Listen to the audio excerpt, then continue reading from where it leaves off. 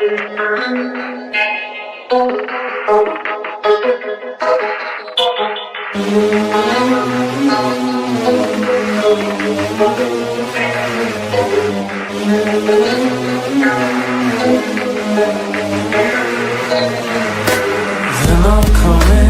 broken down and defeated, deterred, busy and confused, sleeping. You're dying while I wait you to get started on the journey chosen, wasted, now it's selected. I was so bad, what happened? Fall out of the sky and crush me in my smile. I was so bad, what happened? Fall out of the sky and crush me in my smile.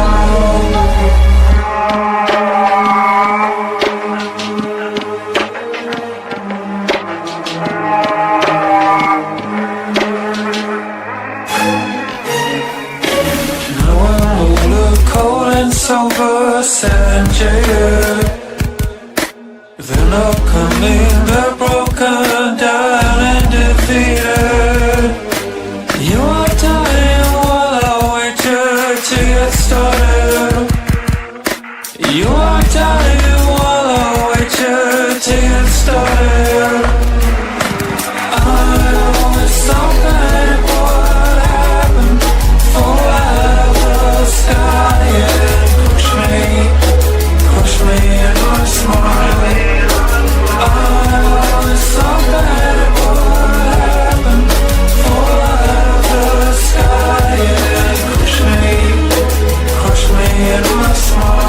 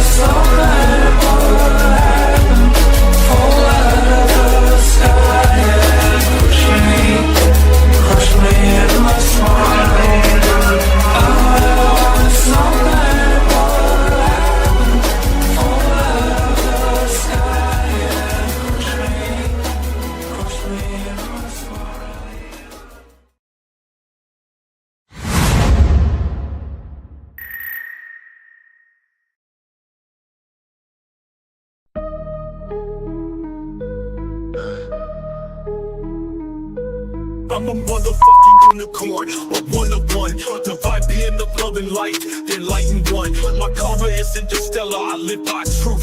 Fighting evil, my scars are living proof. Protecting you from the storms with all my might.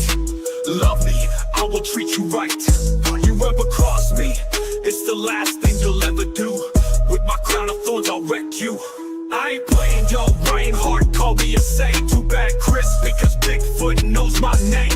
I'm a messenger of God, with loyalty I serve, taking out all evil with his holy word. A true Knights Templar, sword in hand, slice you up, bury you in the sand. I'm a motherfucking unicorn, you'll never find anyone like me. Born in the Bronx, raised in NYC, so listen up, take heed. I float like a butterfly, sting like a bee. A true Knights Templar, sword in hand, slice you up, bury you in the sand. I'm a motherfucking unicorn, you'll never find anyone like me. Born in the Bronx, raised in NYC, so listen up, take heed. I float like a butterfly, sting like a bee.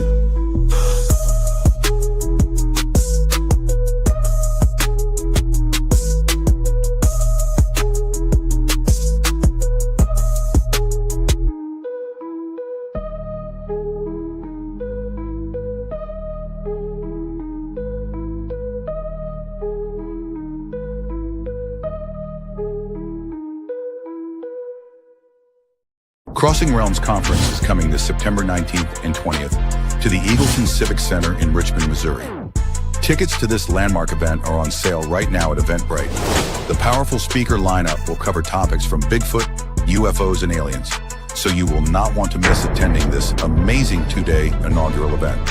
Again, that's the Crossing Realms Conference, this September 19th and 20th at the Eagleton Civic Center in Richmond, Missouri. Please mark your calendar and get your tickets before they vanish. Space is limited. Holy Michael the Archangel, defend us in battle. Be our protection against the wickedness and snares of the devil. May God rebuke him, we humbly pray. And do thou, O Prince of the heavenly hosts, by the power of God, thrust into hell Satan and all the other evil spirits who prowl through the world, seeking the ruin of souls. Amen and amen. Hey everybody, welcome to Third Eye Live. Hopefully my microphone is working. We don't know yet. My camera started to fade out, but this is going to be an interesting spiritual journey tonight, and I think everybody needs it. And I have a great guest on this show tonight. And as I was on just checking Facebook, someone you know, Wayne Braden from Michigan UFO sightings and paranormal, I can't remember your name, paranormal portal podcast or something to that effect. Wayne's going to kill me. He's backstage right now. I asked him to come in because he wrote something and I'm going to read it. And it just so happens there are no coincidences. So I'm going to have Wayne come on quickly, and our guests tonight, which is Phyllis and Nick. I'm going to put you guys up there. They're in the right. That wonderful couple. I've known Nick for a bunch of years, and I met Phyllis through Nick. And we're going to get into this, but the discussion we were going to talk about today is exactly what basically, Wayne, you wrote today, and I'm going to read it because it needs to be read. Sure. I was blown away. So I've made it my mission to stay off social media as much as possible, except to answer DMs and doing stuff with the podcast. Since C19, people have just become, let's say, messy and mentally stunned on all sides, or whatever it is we're picking sides about. It's almost like humans have lost any moral compass, as anybody would expect to see in a godless society. Everyone sounds and talks like an over-emotional female. No offense to the females, but you know what I mean. All they do is complain, talk shit, and then play victim when shit comes back on them. This is a very sad state, and everyone is fronting on social media, but doing weed, drugs, porn, whatever, to fight the loneliness they feel. It is hell. Young kids die, and instead of offering help or feeling some kind of empathy for that loss, you have people out there running their mouths off about what color they were, who they were, what religion they were, where is your God now, etc., all from the safety of their keyboards. The people that do this stuff for fun are sad and hurting people, and we need to recognize that. So many have lost their humanity. It's something that is crazy to see right in front of my eyes. And that is basically what we're talking about tonight, folks. The fact that we have moved to, we are Sodom and Gomorrah. Sure does feel that way. Right? We're the Tower of Babel. And when I read that today, and I'm like, we've always said this, there are no coincidences. None. And I think this was, and I'm going to go with it, divine intervention. Coming in here. Now, Mark Eddy, who's usually here, you know, he co-hosts with me. Mark's a great guy. About 2.5-3 weeks ago, West Virginia was flooded. The Ohio Valley was flooded. He had a stream in the back of his house, and it went up to almost 10 feet. And wow. I'm going to say it because no one else will. There are individuals in this world that are so evil that they're manipulating weather. They're manipulating the broadcast towers that we use in XRAD, and they're just designating whether to go at a certain spot. Now, we've seen this in Asheville, North Carolina, and Tennessee, because what's underneath there? Trillions of dollars of lithium. Okay? Hundreds, if not thousands of people have been displaced or poisoned or going to die very soon. And it's unfortunate. Now we have floods in Texas. Now, don't get me wrong. I've seen some documents today which would really, really get you upset because they do cloud seeding in Texas. But everybody said the same thing. We were not aware of this. There was no warning to this. And there may be something going on with their dam system over in Texas that may have contributed to this. Now, granted, there were kids in a Camp Mystic, and they're still missing. There are adults missing. It's like 130 people so far that are no longer found. Babies, okay? Innocent kids. Just because they were born into something or they have their dad and mom are connected to someone doesn't take away the fact that they're human beings. Okay? And we have New Mexico floods right now. You have floods in Jersey, and I find it very apropos. The other day, I posted something online. I am really pissed off, not only at what was taking place with, Mr. P. Diddy and all that crap, the satanic Hollywood or the pedo wood, but on top of that, is what took place with Epstein. If you think we're believing any of that crap, you've got another thing coming. And it's really upsetting. We're gonna get involved in this stuff, but I want to show you. I said in the post, make sex trafficking great again. That's what you're for, because that's what he's basically doing by allowing this guy to get free, scot-free. Although Ghislaine is in the UK because she had a client list, and she said she was a client list, and that was his number one girl. This was tonight, 6:38 p.m. over the White House. God is watching, and we're going to get into that. Okay, I just had to bring it up. So I'm going to unshare that and bring everybody back. Wayne, do you want to introduce yourself so everybody, Phyllis and Nick, know who you are, and then we'll get to you, both of you, Phyllis and Nick, to introduce yourselves as well to everybody on Third Eye Live. So, sure, just real quick. My name's Wayne Braden. My wife and I, Michelle, we host a show called Michigan UFO Sightings and Paranormal Encounters Podcast. We go. You were close. I missed the encounters. Encounters part. But yeah, it's a mouthful. We've been doing that show since 2021. We have all kinds of people on our show. We do a live stream now, last about year and a half. We've been doing a live stream, and then we turn that into an audio podcast. It was reversed before. We would just do an audio podcast. I'd spend hours editing it. Now I just do the live.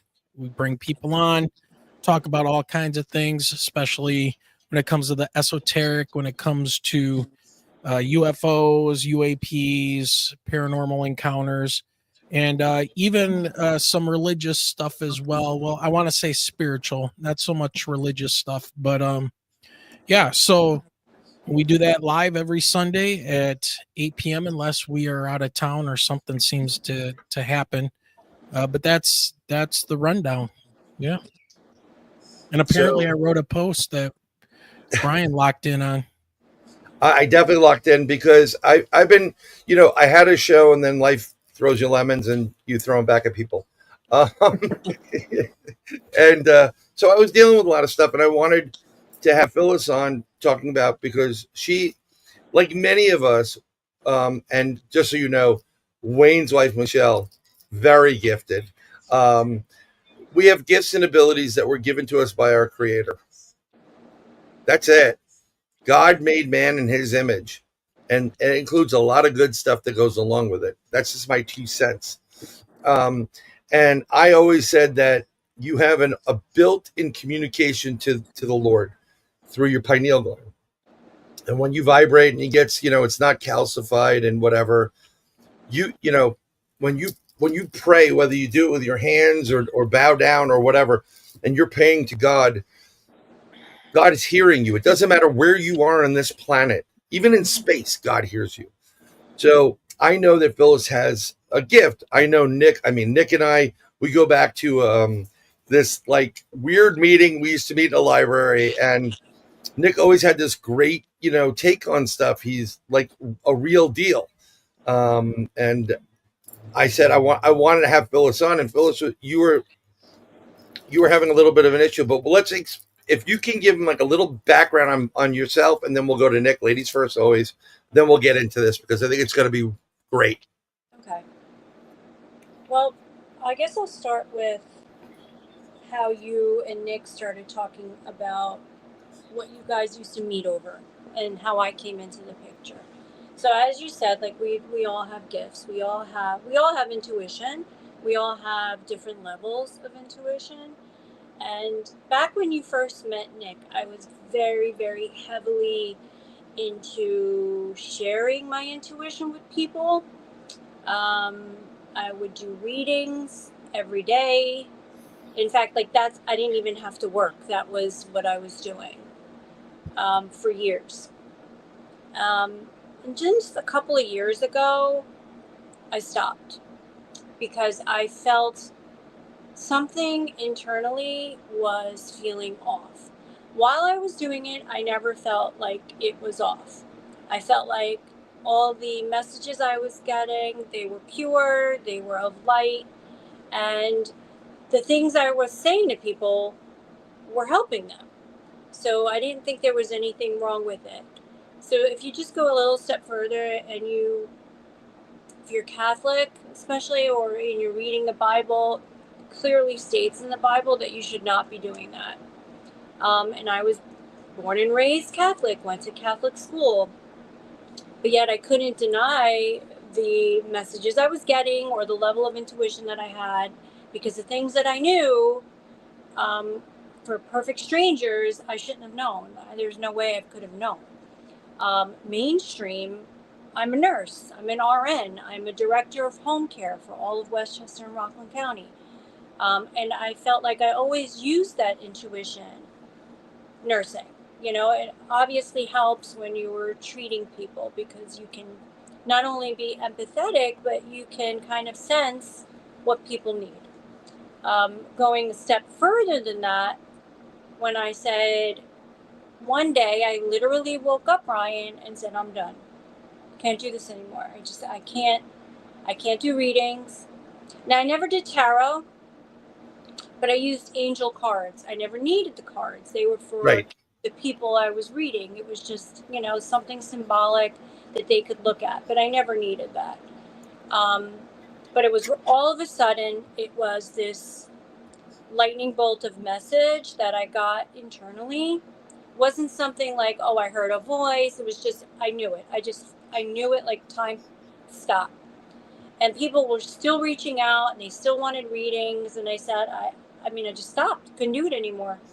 Right. So fast forward, here we are now. And, I don't do any of that. And Wayne, Nick and I used to be very heavy into what you share online. Like we used to go to UFO forums. We went to different places in the country, like talking about paranormal. Like I could have run my own paranormal tours. Yeah, very heavy into it. Yeah.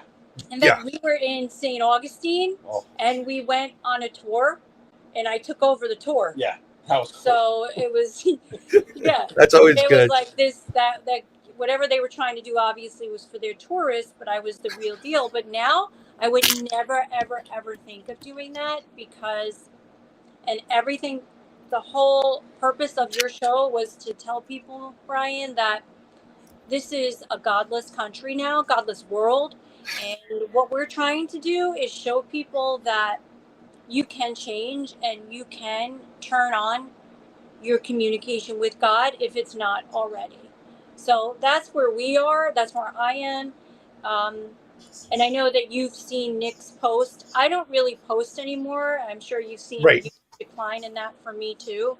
I'm not a heavy presence on social media anymore. I'm very private about what I do, what I say. And when I teach people, now when I host circles, they're they're spiritual based. My company ItsSoulSense is about meditation and sound therapy and how to connect with your higher power. So that's what I'm doing now, and just connecting people to the light. And I said this years ago when I was holding sessions in my backyard, and I would have like 25, 30 people there, and I would go around and give people their readings and just share what I was connecting with. You know, I said it then, this is a battle of good and evil, and something very serious is coming. Oh Right? yeah. It was actually around 5 years before COVID.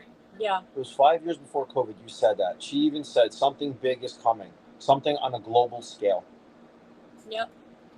It's really interesting. So when I met Nick, I met him at that UFO meeting, and he was one of the normal people, but Nick is very versed, super knowledgeable about a ton of stuff, and I knew you were very spiritual.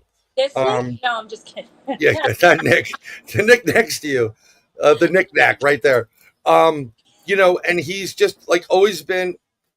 You get a vibe or a feeling. I don't know if Wayne has done that with kids as well and adults. You get a feeling from somebody when you meet them, and that's part of a God-given ability. It's your intuition going, okay, this one I got to get away from. And there was something about Nick was just a great guy, and we used to talk, and we used to have these talks after the wacko meeting, and I used to call it the wacko meeting because it literally, like, I got dared to go to that meeting to begin with. And then when I walked in it, I was like, oh my God, this is like a scene in the X-Files. You know, when they're all sitting in the school chairs, Wayne, and like, everybody's telling their story of abduction. And there are certain people there, they believe what they believe, but they're not there. They're more concerned with, there was one woman there, and I'm not trying to be disparaging, but I don't like people taking advantage of people. And it seems like some people were taken advantage of. She brought out this Tibetan singing bowl, and she's an angel healer, and she's psychic, right? And I go, oh, that's a great Tibetan singing bowl. What chakra is it? She goes, it's from Tibet. I said, I understand it's from Tibet, but is it is it the heart? Is it and it's from Tibet. That's all she could say. It's from Tibet.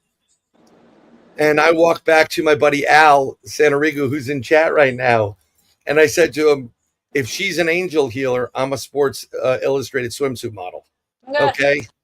But this is the problem. People, this is a double-edged sword. People are desperate for leadership from people that really do know. And this is how a lot of us world got taken advantage of. And what you were saying, Wayne, like, there are so many people that have been told over and over again, no, you deserve to have an iPhone. You have a right to that. You can do whatever you want. There is no accountability, because what's happened in the last 20, 30 years, they push God out of the equation. And there's no, you may not be accountable to a human being, but to the man upstairs. And I always say this, Phyllis, I think God is a man, because if it was a woman, we'd be dressed better. That's the only reason why. But I don't know, and so Nick and I've had like these really deep conversations, which I crave, because you can't have conversations with people like this. No. Wayne has great conversations. Wayne, you bring so much knowledge, and I like the way you go around and you sculpt your questions. Really intelligent human being, and I'm thankful that you and Michelle, both, she's up there too, are in our education system, and at least some kids are getting a real education. But what was, I got to ask you, because I think this is where we're leading to. Why now? Why did you just post that right now? What was it that you said, okay, I'm done? And what was Michelle's reaction? Because Michelle wasn't around when I posted it. Usually she's my throttle when it comes to cussing people out on social media or whatever. So she was already up taking her nap, because we got some really bad weather up here in Michigan right now as well, like isolated thunderstorms and stuff coming around. And for me, and now Michelle is living in Michigan, pure Michigan. Michigan weather tries to kill you from 1 minute to the next. I mean, I've been on the verge of a migraine today. She was, having issues with her sciatica nerve in her hip and all this stuff. So she went and crashed out. And then when you messaged me, Brian, I was out. I had to shut all the lights off, close everything off in the house, and I just lay down on the couch. Next thing I knew, it was like 6:30. I'm like, holy crap, what's going on? But no, what brought this about was just I've been probably because I'm home a lot right now because we're on summer break and we just got back from a very interesting trip to Lake Tahoe for my birthday. Nice. Sweet. Where we were waiting to get on. One of the defining moments for me in that whole trip was we're in Lake Tahoe. We're at about a 6,700 foot elevation. And by the way, I'm a science teacher, so I try to approach everything logically and, and even the UFO paranormal stuff, I always try to approach it that way. And so I'm used to asking questions and things like that in what they call a formative assessment mode, where I'm trying to pull things out of people that they, I'm trying to get answers for. So anyways, teacher talk stuff. But we get on this. Michelle booked a Lake Tahoe cruise for our lunch, and it's like a 2-3 hour huge ferry boat ride around Lake Tahoe. And we've done it before. It's awesome. But this time when we showed up, a freak storm had dropped on top of the lake. So there's 100 and 200 of us waiting to get on this huge boat. And the storm just drops. The temperature goes to about 45 degrees. We start getting pelted with snow, and there's 8-foot swells. Wow. On Lake Tahoe. And people are like freaking out. And the captain, I told Michelle, I said, we are not getting on this boat. I don't care how big it is. I said, it's a giant floating rectangle. Once that thing turns sideways to this wind that's happening, it's going to freaking capsize and you can't swim. So no, we're not getting on this boat. So she's like, well, we're going to stand here and wait and see what they can. I said, they're going to cancel. Well, they did end up canceling. At the same time, Michelle's phone goes off, and it's one of our friends back here in Michigan, and she says, have you seen this? And it's a happening news article, Lake Tahoe right now, and there was a boat that capsized with like 10 people on it. Not 8 of them they were searching for and ended up dying, and one of them was like a CEO of Uber or Uber Food or something like that. And so it was like, what in the hell? And they did the time lapse thing as well. They got cameras everywhere. You can see the storm coming over the mountains and literally settling on the lake, and the lake just going nuts. Now, that lake is one of the deepest lakes in the world, and they constantly can pull bodies out of the bottom of that lake because it's so cold, and they are well preserved. Sometimes Native American bodies will wash up on the shore. Guys that have been killed because of the corruption in the gambling and stuff that they've thrown overboard in that lake and gotten rid of. Well, they're still down there. And one of the tours guides was telling us that Jacques Cousteau or his son came there to dive on the lake, and they were filming a documentary on it. He goes down on the lake, comes back up, and they asked him, there's always been these rumors of these bodies at the bottom of the lake. They shut down the documentary. He said he would never talk about what he saw down there. They packed up everything and left and never spoke about it again. They just, it just went word of mouth to the different tour guides that would shuttle the documentary crew from the hotels to the lake where they would be launched. So it is, that was like one of those things like, wow, there are people here that have died. And we're sitting there eating dinner because we went back to the hotel, and we're watching the clouds just part and disappear, and it turns into a beautiful night. And at the same time, we're at this restaurant eating. Here comes Martha Stewart through the through the restaurant to sit and eat with some of her friends or family members or some, I don't know who they were, but it was Martha Stewart.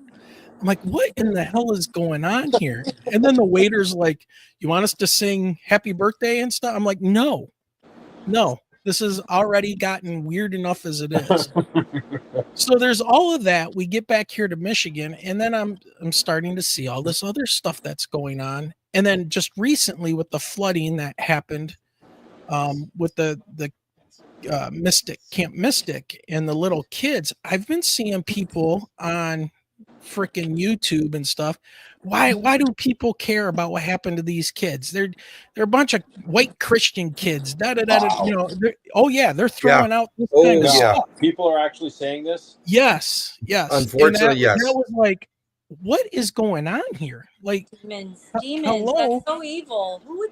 It's and it's like, by the way, it's not just white kids. There was plenty of Latino and Hispanic children and stuff that were at this camp, but it just fueled the fire of, you know, they were upset because now so many people care about what happened in Texas, you know, and I was just like, you know what, instead of running your mouth and trying to find something to pick on somebody about, why don't you put your money where your mouth is and go help? Because there are people online, these Twitch streamers. I follow a couple of them, and they're in this battle about, you know, oh, you're such a good person. Oh yeah, why are you so connected to them? That it's like the dude was out there trying to help.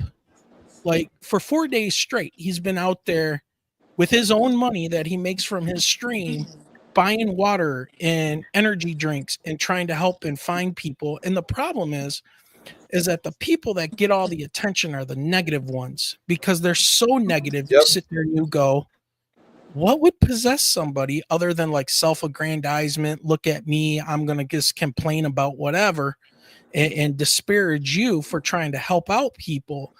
And you look at that, and that's what kind of my post was about, was like, well, you know what? We would have a lot of people like this, and they do have a platform now that they can go on and spout their hatred and their negativity.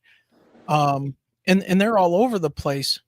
But this is exactly what you would expect if you had no moral compass. And then I sit there and I start thinking, well, where does your moral compass come from? What is good, right? Well, good is God, right? Your moral compass comes from a position of what is right and what is wrong. And how do you know what is right or wrong? Well, I think it's been spelled out pretty good when it comes to the Bible, right? With the 10 Commandments and what you should live up to. Now, I'm no Christian by any stretch of the imagination or whatever, but when you start to think about these things logically, in order for you to have a coherent society, you have to have a basis for your laws, how you treat each other, you know, the value of life. And I'm not seeing it. Now, the guys that go out there and help and are volunteer. I mean, I was in the Army. I signed on the dotted line. I was willing to give my life for this country. There are firefighters out there, you know, airborne rescue men, all this stuff that do this, and they do it selflessly, you know, and they will kick down a door and drag your butt out and try to save you and everything else. And they don't care who you are. Those guys, you know, and gals, 120%, man, love you. But then there's the negative ones, and that negativity is just giving more fuel to that negative vibe. Yeah, you're welcome, Tennessee. Thank you. So it's kind of getting like other people involved into the negative aspect of stuff, and we've got to cut the crap. Well, it's like Phyllis was saying. I've felt like for a while that there's something very negative that's been going, you know, in the works, that's brewing, whatever. Certain guests I've had on my show have kind of opened my eyes to certain things in dark practices that are happening within our government, right? And a Yep. lot of this stems around children and the energy that children have. And it just seems like it's the media. It's doom porn, what I call doom porn, right? It's like everything is negative. And then you go on social media, everybody's got on their best dress, they're laughing, they're smiling. Hey, I'm out at my summer house. Hi, yeah.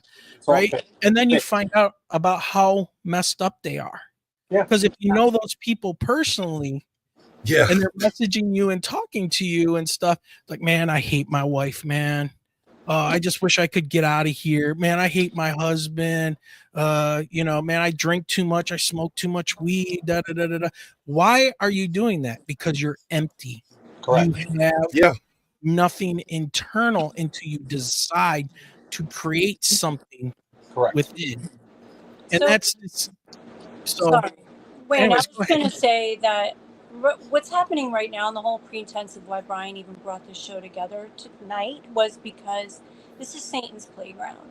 Yeah. And Satan's winning right now. I was thinking that earlier. Yeah, and Yep. it's true. Like you said, Bryan, there's no coincidences. There is no coincidence why all of this evil has come to light. Like, everybody is finally seeing that there is a distinct line of good and evil, and it's very easy to see who's good and evil. You take that out of play for a second and you go to social media, it's all about, look at me, selfish people who are, you can literally be a friggin' billionaire by being an influencer. Yeah. What are you influencing exactly? Right. Like, what are you in?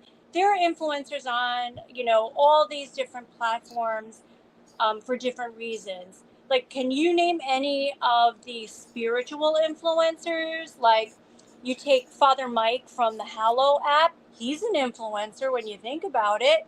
But what is he pushing? He's pushing God. But not many people would. You probably don't even know who I'm talking about, right? A lot of people. No, I've never heard of them. I know there. I see. I follow a whole breadth of different things. A lot of spiritual people too, and I listen to certain people like Kim Clemente, who was preaching, to a certain degree. I don't like preachers. I don't like people that, because sometimes it gets so big in their head they think that they are actually gods telling you what to do. I like people disseminating information, making you think and feeling information. So I was telling Nick before, I was born into a religion. I don't follow. I follow a multiple religion. So it's a Judeo-Christian type of belief system. I have no problems with Jesus. And there was a story I told where when you go to bed, you get dreams and experiences, and the experiences, God or your guardian angels or whatever they want you tasked to do to correct in this lifetime, they will let you go on certain missions. And people that are light workers like yourself, that are here to do the work of, in many ways, God, what God wants you to do to fight that evil and that darkness, you have an experience and you remember everything about it. And in this experience, long story short, I was in the Middle East. I speared one Roman soldier, the other one ran out, and I saved somebody from being drowned. And when I pulled that person out of the clay pot of water, I was staring right at the face of Jesus. And I said, this is wrong, this is wrong, this is wrong. I could describe you to a T what he looked like. Everything. And I said it, and then we had people in the South, and I'm probably going to get people commenting here or banning or whatever, and I don't care, because they missed the message. He just looked at me like my child did when they don't feel well, they have these baby puppy eyes. Like, thank you. He said, thank you. And I was just screaming, it's wrong, it's wrong, it's wrong. And it ended. And what they missed is, with them telling me, well, that's sacrilegious. Jesus doesn't need help. Jesus, like, wrong. If one person stood up and stood next to Christ right in front of him and stood up for him, maybe he wouldn't have died for everybody. there would have been hope. But the man had to die because no one stood up. No one took, like what you're saying, Wayne and Phyllis. No one took the steps you need to take. They're big steps, and it's scary to stop that. This is ridiculous. Everybody, we all believe the same color, red. Doesn't matter what your skin color is. Internally, you're red. It's the same blood, same system, same everything. Yeah. And because your life, granted, you were born into something and you didn't have the best of the best. Well, you could either be pissed off, or you can change that up and change your life and make your life better. And that was. So when I do some of these things and I put prayers up, I start my show now. It's actually after Wayne and Michelle's show when I told them to start it. They had someone on, great guest, Nathaniel, and he was talking about something I don't deal with is anything demonic. And there were certain things that were happening. It was weird. And I said, if you're going to do a show about this stuff, you better pray beforehand or send that prayer out. So I started with the Holy St. Michael prayer because I want God's protection and I don't want to play with that stuff. There are people or individuals that are, above my pay grade, right, Wayne, when you're like above my rank, to deal with it. And I want to protect everybody that comes in here and have a great show, but, I've talked to, Nick a couple of times, and I know that you were having a problem with Phyllis with doing what you're doing, but I think you should be doing it, but leading people, not in say, oh, your passed away mom's here and she's not happy you did X, Y. I think you should be using it like you're doing now to lead people to, and I'm going to say God. I don't want to get so spiritual and whatever, but God is God. That's what we're doing here. We need more God in our life. Well, I want to tell you, this is what we're doing, which is why you even wanted us on the show. Right. We do lead people in our own way, just like you said, like everyday people, talking to people relative to their experiences, linking it to their higher power. For us, it's God. We are Right. firm believers, and Jesus, we live by the word. Now, teaching children, for me, I feel is my gift. I feel like I relate to children, and teaching them about Jesus and teaching them about the Bible has brought more joy to me than any amount of readings I've ever done. And with this world today, obviously the children are our future. So teaching them and for having their perspective, when I get feedback from the parents, and they write me letters about how their children are home and they're talking about Jesus at holiday dinner tables, like, okay, mission accomplished. That is what the world needs. We're not trying to make anything difficult. And to go just even one step further, when I share personal experiences of the Holy Spirit, how the Holy Spirit led me and my family to help each other, how the Holy Spirit is God, has saved people that I love. Real stories, this is what my book is about, real testimony of how you can't make this up, and how people can share their experiences with each other, linked with the Holy Spirit. And I don't really care, Bryan, whenever people, if people think, oh, now she's a holy roller and now she's talking about, and they say this about him all the time, Bible thumper. All And the time. listen, Yeah, he's had the opportunity to read and study. I don't have that nor do I kind of have ADHD. I really can't sit there and read the way he does. But I do in my own right, and I do. And I think as long as you have that connection, and as long as, even if you don't know formal prayers, even if you just feel Jesus in your heart when you're in your room and you're in your bed at night, whether you're on your knees or not, and you just say the name Jesus over and over, and you feel that connection as if a light bulb went off, that's how you know you're doing it right. And that's what we yeah, share with people today. Yeah. So Go, you know, not to cut you off, Brian. I'm sorry, but it's yeah, stuck no, in no, my no, head. go. Going back to what you guys said and what we were saying, how this world is dark. This planet is Satan's domain. Oh yeah. For example, do we know what when Satan spoke to Jesus? Do we know? Do we remember where he took Jesus for the third time? The third temptation. You guys know the third temptation? No, I'm unfamiliar with that Okay. aspect Well, of it. I'm gonna tell you, and this is no coincidence. Satan took him to the highest part of earth, and he said, "Bow down to me. And this, All this kingdom throughout the world, all this splendor. If you bow down to me, this will all be yours." What does that tell you guys? This planet is his. He's running the show here. Yep. And Jesus rebuked him. I can't make this up. I didn't write this. It's in the book. Here. It's Yeah. right here. This is my book. I wake up every morning at 3 a.m. I try to read for an hour and a half before I go to work, before I train my clients. I come home, I read during the day a little bit, and then before bed I read. I'm almost done with this book. The entire book from Genesis to Revelation. This is going to be my third time I've read it.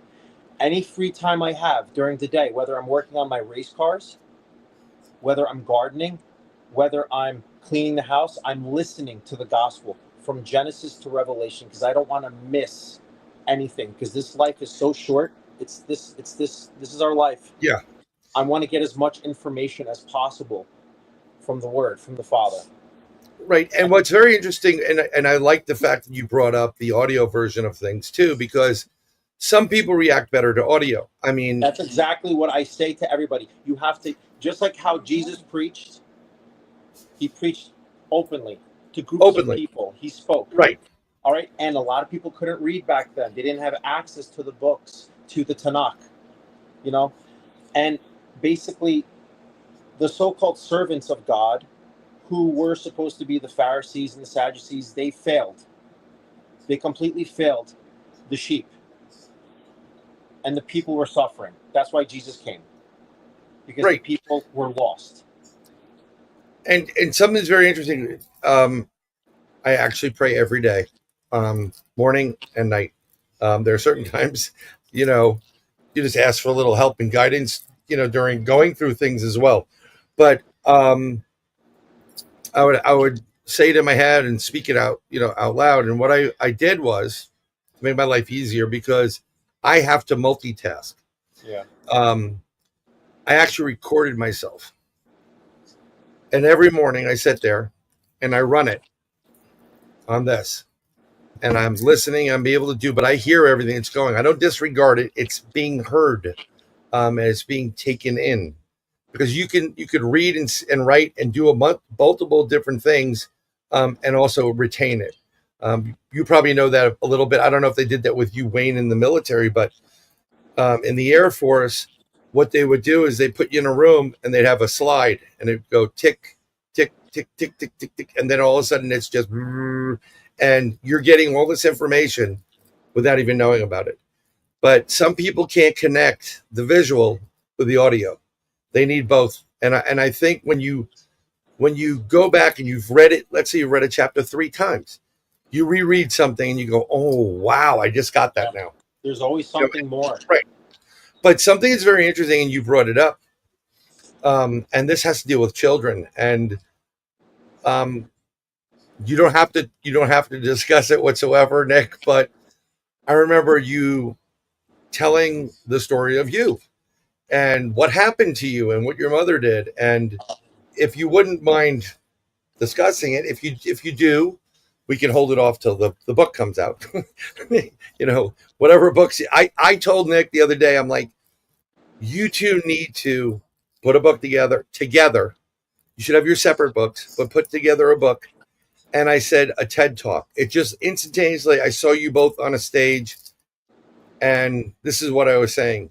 TED Talks are huge. Yeah. And they don't have enough of them. You know, it's always this BS, like, you know, how to make money or whatever. People walking around and telling you how to advertise or It's market. empty. It's Yeah, worldly emptiness, and it's tiring already. I'm so tired of it. It's I'm exhausting. I don't know. I mean, like, I don't subscribe to the church personally. I've just had so much, oh my God, this is not right. Moments with different religious figures.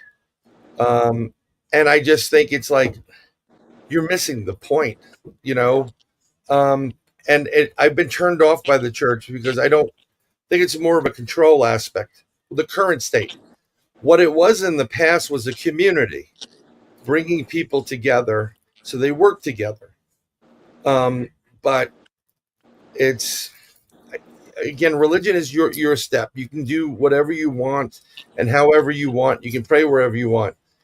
I know many a person that were praying like hugging a toilet seat in college, and they, what is it? What is the term? There's no atheists in foxholes. Right, right. So But not to how did cut you it? off. Not to Yeah, cut you off. no, Jesus, go. he came back. He came for the first time to end that man-made religion that they created. That's why he came. It's another reason why he came, because they were falling away from God. See, the Father wants each and every one of us to have a relationship with him on a daily basis. That's what he wanted for the chosen people, the Hebrews. That's all it was. But they kept on rebelling.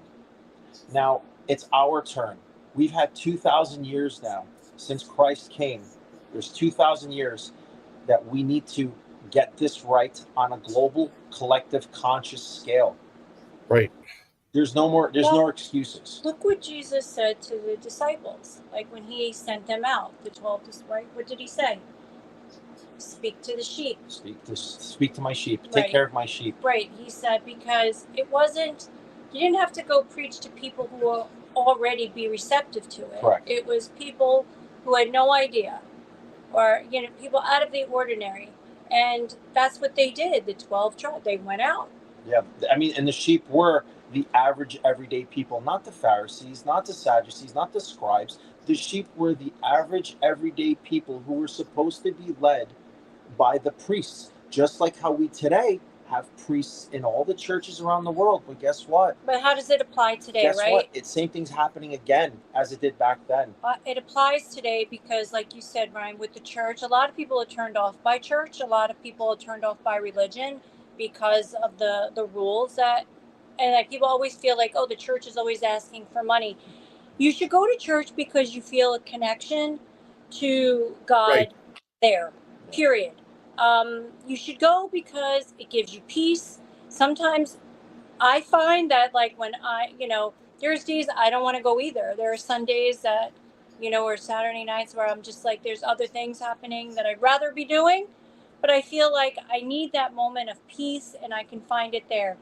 But guess what? If it wasn't there, if it was in my living room where I would find that peace, then that's where I would be. And that's what I always say to people.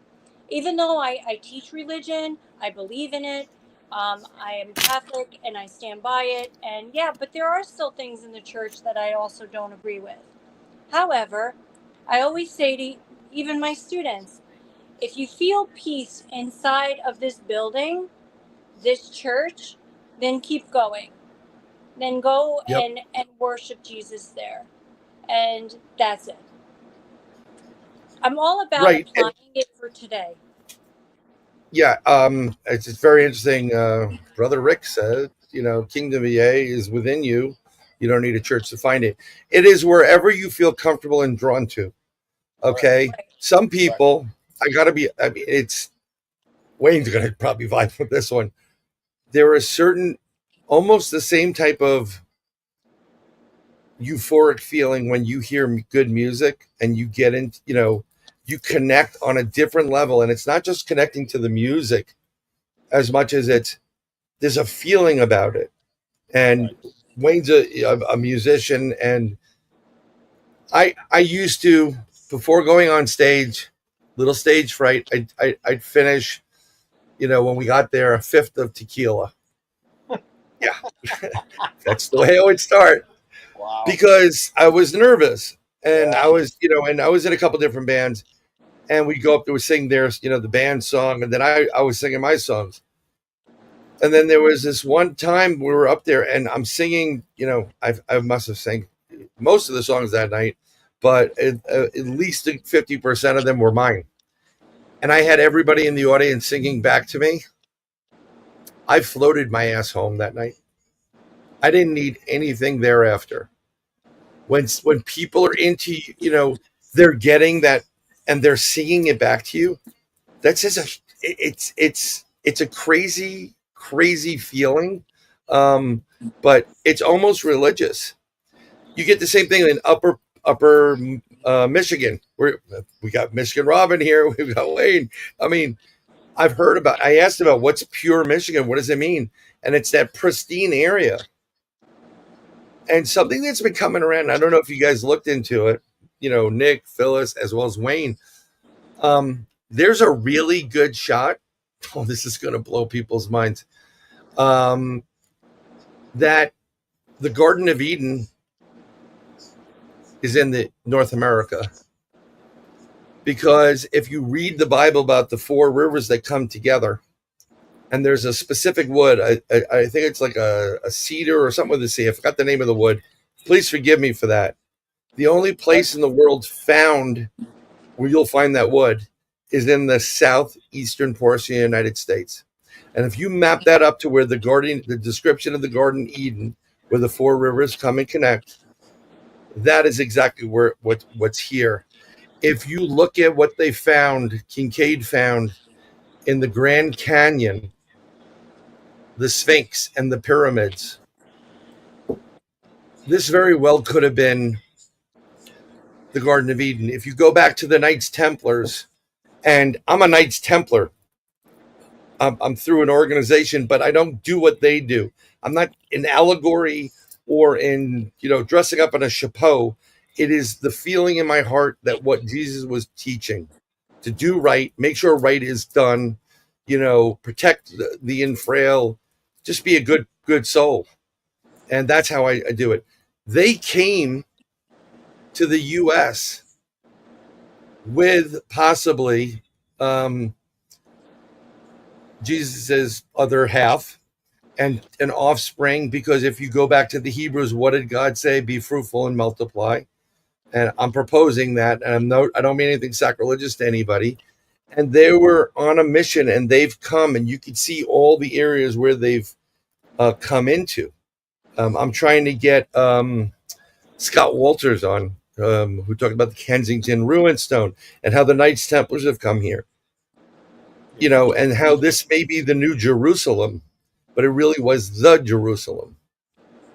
If people don't get it, and they don't start getting, it's not about you anymore. It's not about what you got, what you have. Try to tell that to your kids, right? Wayne, try to tell it to your kids. Try to tell it to your kids. It's my kids expect certain things, and I'm like, it doesn't work that way. Think about, oh, you don't have an iPhone or the new one? Boo-hoo. There's somebody who doesn't have food on their plate. Yeah, correct. And this is why from the beginning, my kids have done community service. They've made sandwiches for the homeless.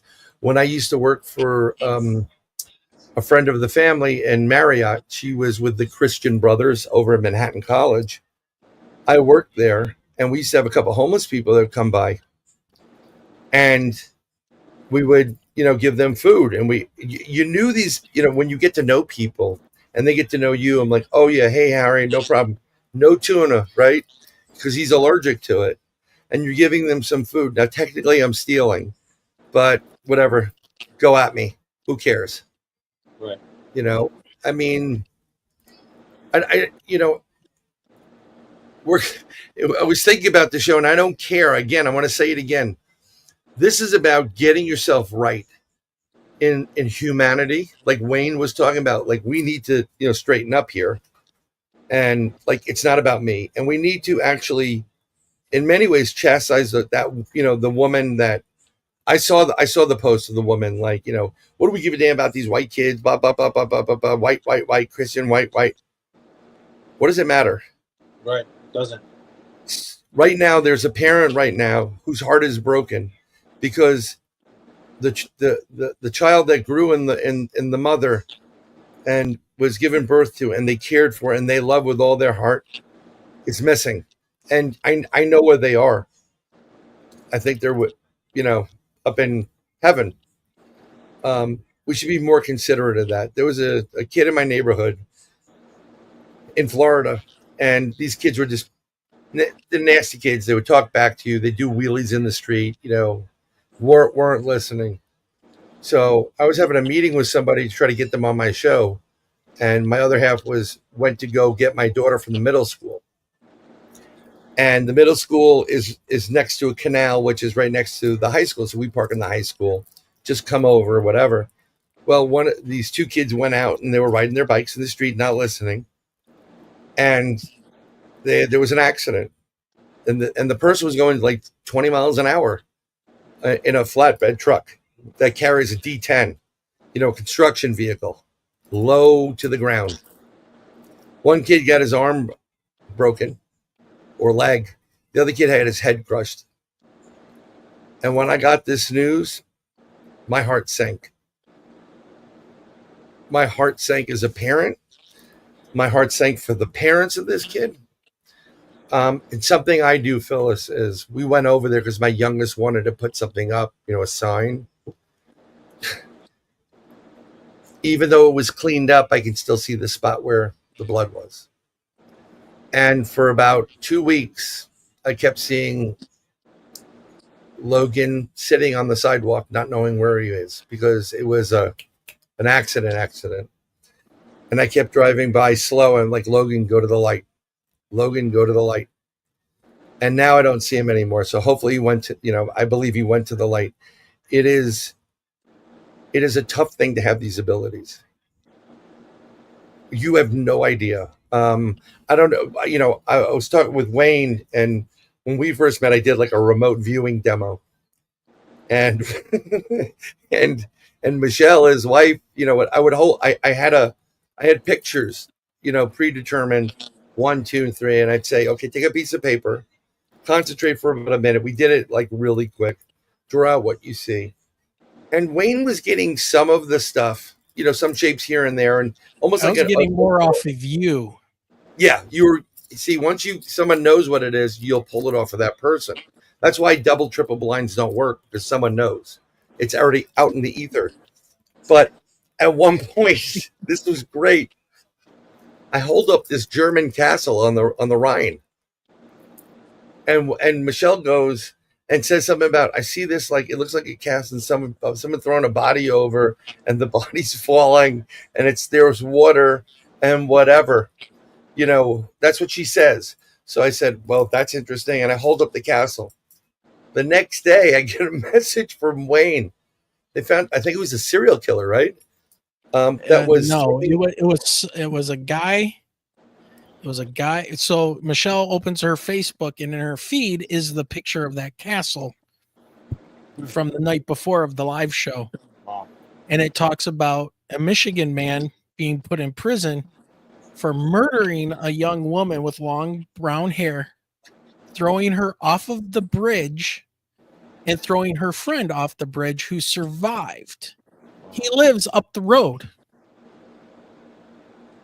Now, say what you will, but it was. And Michelle has pulled this stuff off a couple other times, but Bryan had that picture. We had no idea what was in I had those no idea. envelopes. Michelle Something said to nailed that pick it. was, yeah, something happening with a couple women outside of a castle. She wrote it down and all this stuff. He shows the picture. He's like, well, it is a castle, and it's all there. We got it all on our show. We did it live. Yeah. And next morning, there's that same exact castle. And this guy had killed 2 guys. Now, I'm interested, Phyllis and Nick. I want to throw something at you that I've been thinking about, and I'm interested in your take on it, because I am not a biblical scholar. I didn't go to church a couple times in my life and whatever, but I try to look at things kind of, I guess, pragmatically, I guess you could say. And when I was listening to you guys talk and you were talking about the Father and God being the Father, I've seen it in chat pop up a few times. God is, we refer to God as the Father. And I think about how we're becoming more and more godless. And something just occurred to me. It's like, what is probably the number one thing that is missing in people's lives, especially a lot of kids and stuff that I work with, especially in inner city Detroit? Of course. Oh, jeez. Wow. What's missing? A father.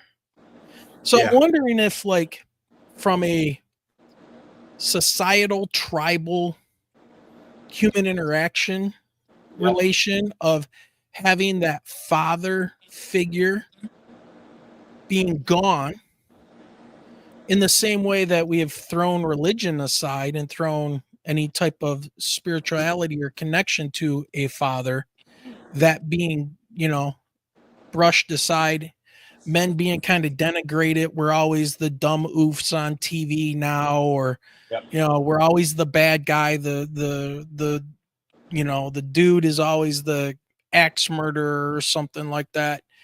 But I'm curious if you guys have had any thoughts about, like, we see our birth rate dropping. We see a lot of I don't want to say illegitimate kids, right? But we see a lot of people having babies, but then there's no family structure.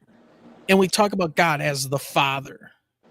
But if we don't even recognize there as a spiritual father and there's no father in the homes, is there any wonder why we are in these positions of where we're looking for something else, and that void that is created within people spiritually, but also like familially, right? As a family. So I'm curious as to what you guys would think about that, how you would encapsulate that, and what you think from that kind of spiritual, biblical viewpoint. You go, and then I'll go. So Great question. Yeah. Definitely. Great. And again, no coincidence. I was having a conversation earlier tonight with my son about security in the home. We were talking about parental guidance and security in the home. Going back to what we first started talking about, is that we lost the sanctity of family. We lost the wholesomeness. We lost, The nuclear family. well, no, we lost what's sacred about family. Like, how many I don't know what the statistic is, but a lot of families are either, one parent, divorced. And listen, I get it. It's the way of the world. It's very easy to make a sacrament. Like, you can go before God, you can get married on an altar, and then claim you're Catholic, and then get married again. Obviously, you can't do it in church, but you get married again. So, like, there's a lot that's been lost in society. If you go back to the origin, that's it. You get married once. Whether you like it or not. Okay, so you're not with that person anymore, but you're not making that sacrament again. So all of that is lost. We don't have that anymore. Some people do. I shouldn't say we don't anymore, because I do. We do. We have that dynamic. So that's how we live. Give me your background, babe. Where we are, because I don't think he doesn't know. So I was married. I was married in a church. We're obviously not together. I've been with Nick for 14 years. We're not going to get married in a church. We're not going to get married probably ever, because I made that sacrament already.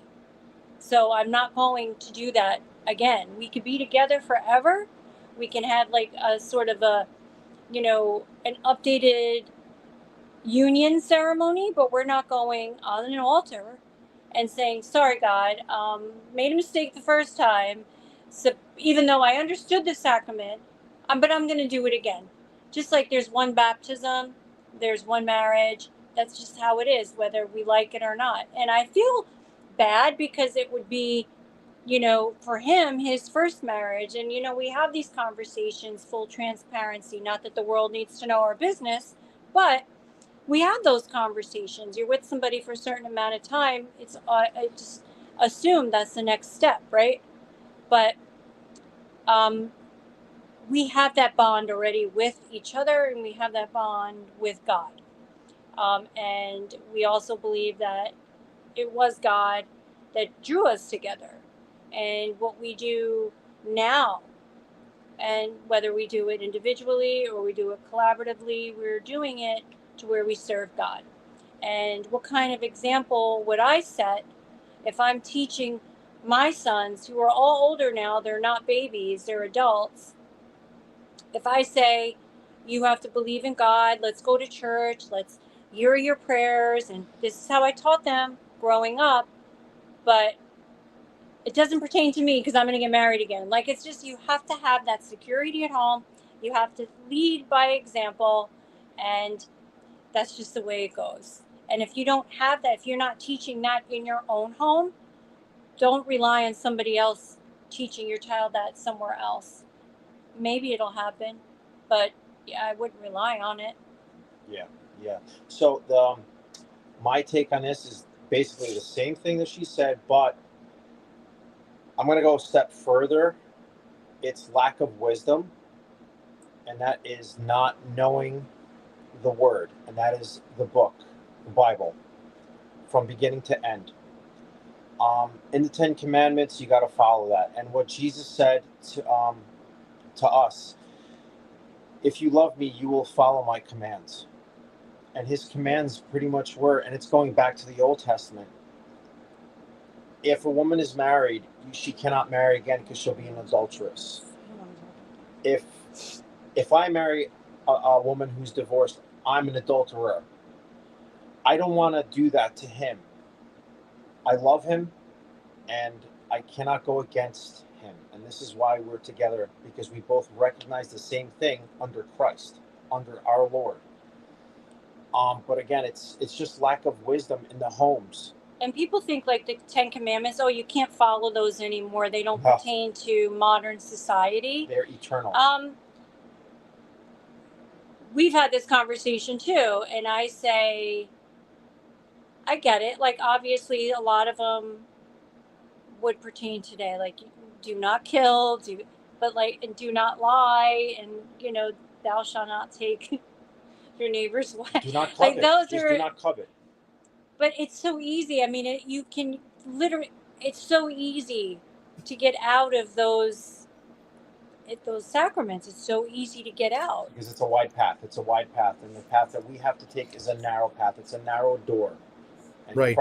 Christ is that narrow door that we have to squeeze through, which makes it so hard for everybody on this planet to be on the same page. And like I said before, we've had 2,000 years of the word spread throughout the entire planet. There is no excuse anymore that we can't all be on the same page. And Bryan said it too earlier. Yeah. Bryan, you said it about people don't like to be preached to. Right. That's true. Yeah. Right. So nobody wants to hear you say, "Oh, well, it says you shouldn't do this and you shouldn't do that." Meanwhile, you're a sinner too. You sin. However, you're going to tell me what's right and what's not right. Yeah. Right. Well, we're all sinners. Yeah. I'm a sinner. I sin every day. I mean, I do it all the time. I do it. You know, and we're not perfect, but that's why Christ died for us. He died for us to take away that sin that we do every day because we are human. Yeah. You know, and it's also misinterpretation because I remember when I was reading, you know, when we get to the 10 Commandments different in the Old versus New Testament, whatever. It's all the same. It is the same, but it's I think what God does is, you know, when it gets to God, you know, I don't think it's God, thou shalt not kill. I think it's thou shalt not murder. There's a difference. I think God gives you the ability for self-preservation. When you murder someone, your intent is to do that. It's where the intent is. So you do have a right to defend yourself because there are battles and there's a war that's constantly going on. And did you? And it's not to cut you off, Bryan, but what my Facebook post was yesterday, if you read it, it's we have the right to bear arms. Yeah, and legs. Because when Extra ammo. when Jesus' apostle cut off the ear of Malchus, he cut off the right ear. Jesus healed his ear, and he goes to his apostle, put your sword away in your sheath. He didn't say get rid of it, throw it away, put it back in your sheath, meaning hold on to it for the future. Yeah, it's really interesting because, again, this is where I had the problem. Jesus comes, he tells you that, you know, the money changers and those are the rabbis and all that stuff. They're really doing the work of Constantine, or, you know, of the Roman Caesar, and they're not really in touch with what's going on. It's all about control. Like, oh, well, you owe us money and you owe us this. Jesus, like, pardon the expression, Jesus, hell no. You know, the only way through Father is through me, which means listen to me, and you will get to the Father if you practice what you're hearing. Done. Yes. Okay. The reason I have a problem with the church is the church was created because Constantine says, okay, the Hebrews are uprising. How am I going to control them? I'm the Pope. I'm the first person.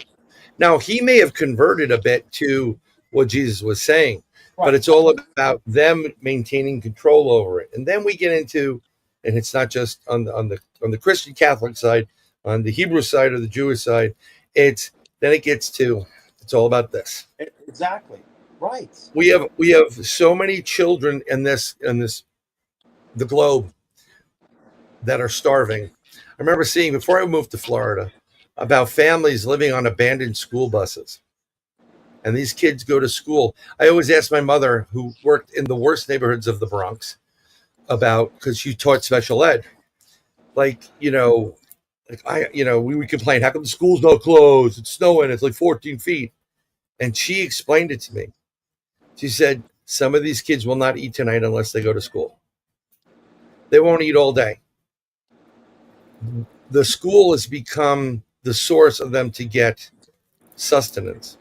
And then they bring home extra milks to the house. Right. And some of that stuff is fed to the parents who can't go out and do it, or whatever the reason is. You got to look at the perspective. I used to curse, like really go off on God. Like, why the F you doing this to me? I don't have the money, blah, blah, blah, whatever. And I told this at one point. I was let go from one company because I did the right thing and they didn't, and and I was working out of the house. We started screen printing and branding, so all that stuff you wear, whatever. And one of our friends has a child that was born partially, like, deaf in one ear and partial in the other ear. Great kid. And they went to the Clark School in New York City, and they teach babies up to a certain age how to deal with their handicap and be in the society and go back to regular school.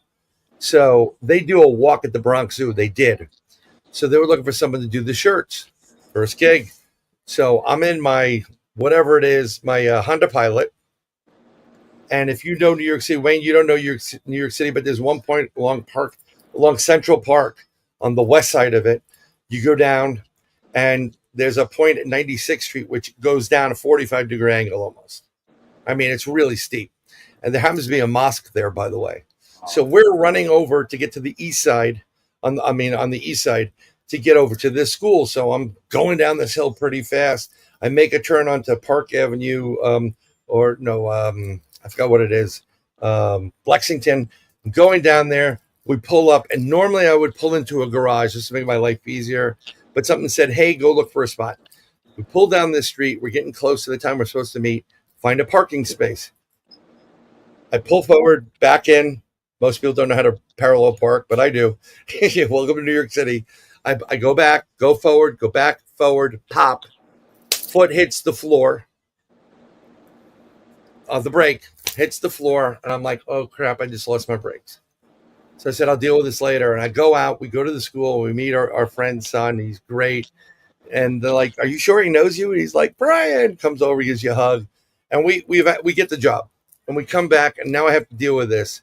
And I have to get my wife back uptown into the Bronx to go pick up the kids. And then I also have to get my car from where I am up to my dealership in Mount Kisco because they took care of me. Really did a good job.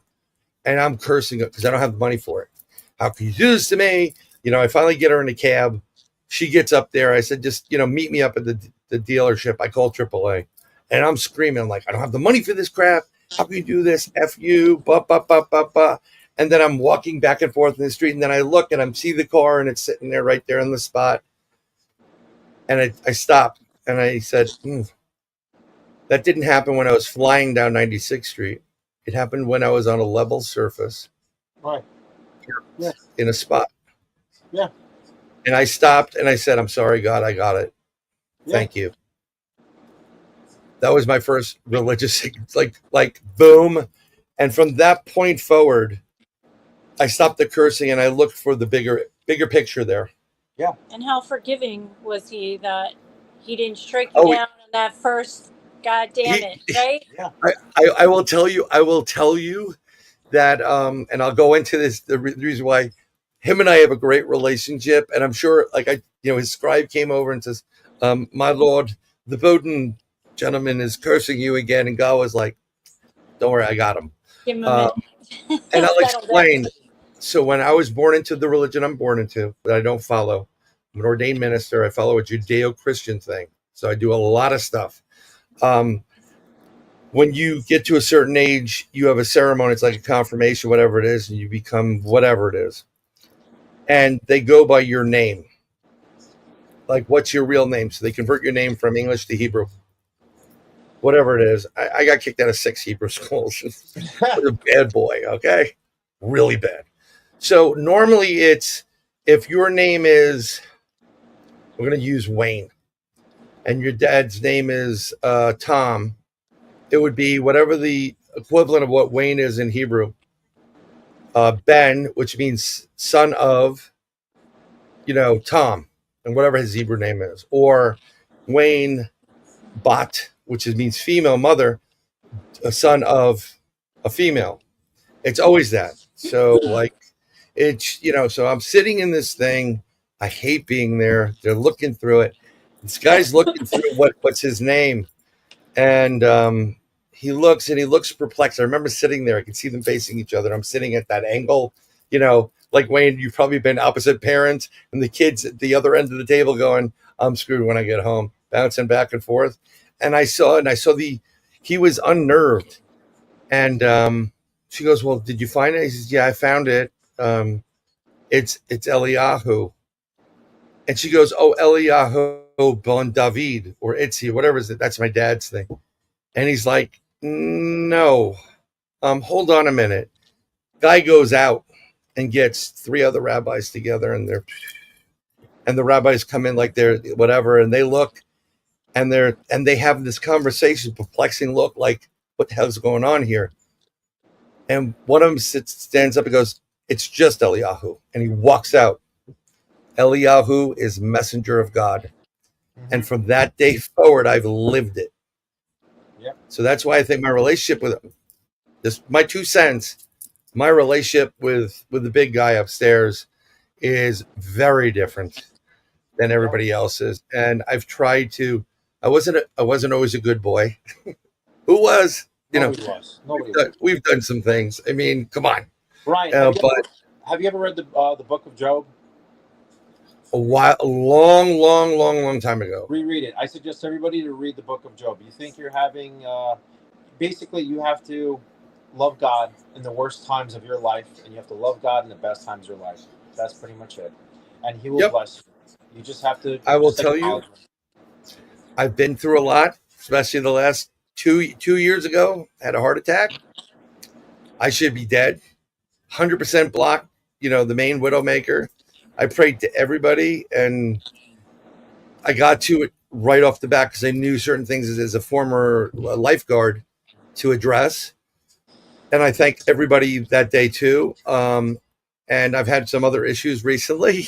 It's very stressful, but I'm like, I put my faith in your hands, God. And what I was saying I think you wanted me to talk about this at one point. I've been sent back to 0 so many times in my life. Yeah. And I'm frustrated, but I get up and I still do the good things for people. I just do what I do. I help people. I support people.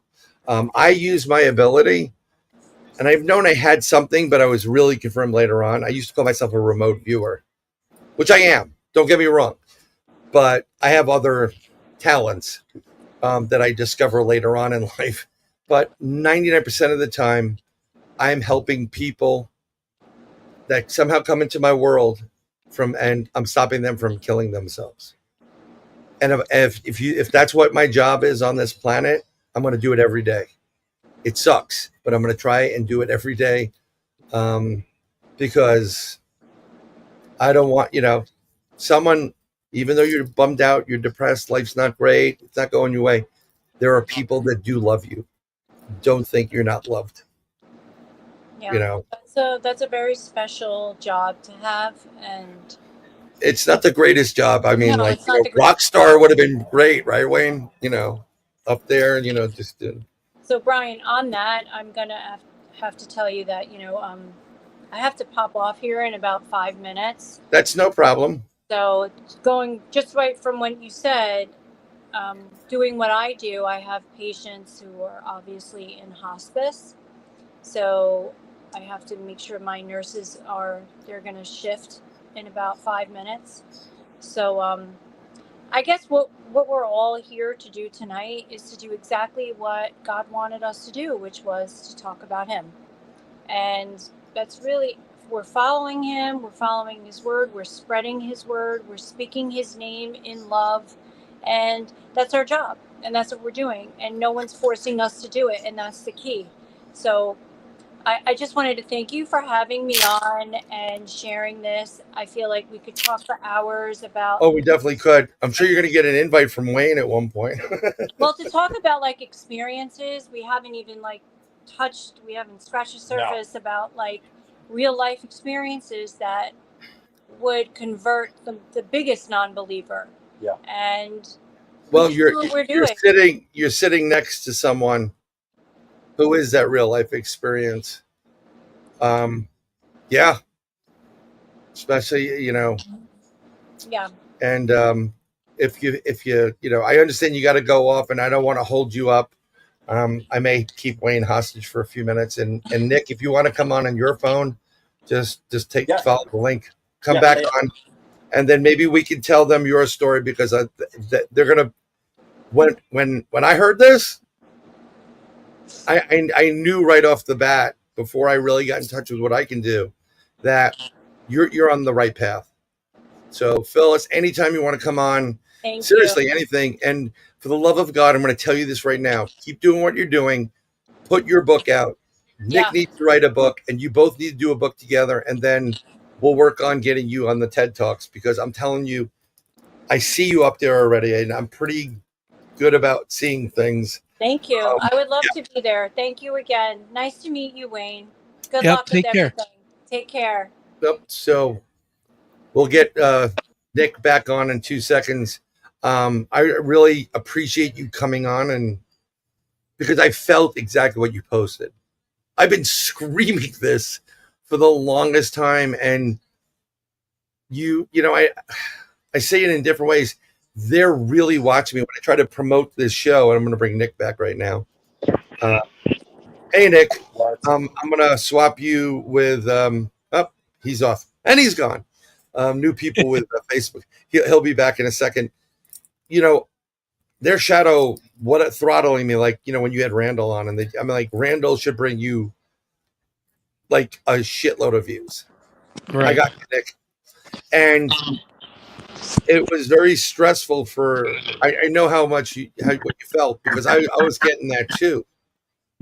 That type of stuff. And I know, and I'm like, just don't give into it. Just keep doing what you do, and it'll come back. And then eventually you'll just, because you got your audience is growing and growing and growing and growing. They're not going to stop you. I do say stream to Rumble and get people to sign up at Rumble for your product, because I think, in my opinion, we're on there. Facebook deleting these videos pretty quick. You're going to see YouTube start doing that, or they're going to charge you a fee, because there's a lot of memory being eaten up, and it's costing them money, and they're not, even though they're making hundreds of millions of dollars a day on advertising, which is just insane. You know. Oh yeah. Well, But, and it's cool to see Nick came back because yes, there I'm was gonna swap something Nick with me. I wanted to pose another question to him and Phyllis, but Yeah. Nick I'm will be sorry fine. about her. She's just so busy, and Yeah. I'm so sorry, guys, but she's terribly busy. Like I thought I was busy, but sorry. Go on. Yeah, not a problem. I mean, I just found out a few minutes before Bryan started the show he was going to have me come on. So, but so I put these weird things together. I like to solve puzzles, and I put these things together in my head, and I listen to people talk that are much more knowledgeable than I am on certain things, and then I kind of dissect it and then put things back together, and so my understanding is, and I believe you to be correct, that the earth has been basically handed over to the dark forces. That right, and obviously, um, you can interpret those things in that way, right? And we're being tested, and we're um trying to grow and create that wisdom and things that you were talking about, right? By dealing with this adversarial relationship between us and the planet and the forces that are acting within it. Yep. And that's how you gain wisdom, is by overcoming challenges and obstacles and things like that. Correct. So when I look at the state of today, and I look at when I was a child growing up in the 70s, and the way that I grew up and what I saw and what came out of the 60s, I look at, and it's funny that we were talking about marriage and sacrament and things. I look at all this stuff, and I can't help but see a underlying, like, evil plot, I guess you could say, Perfect. Yeah. to start destroying the family. And Yeah. Phyllis had said it, right? She had said that don't expect other people to raise your children, and children being raised in a broken home or with one parent or missing the father, and not looking at another father like God.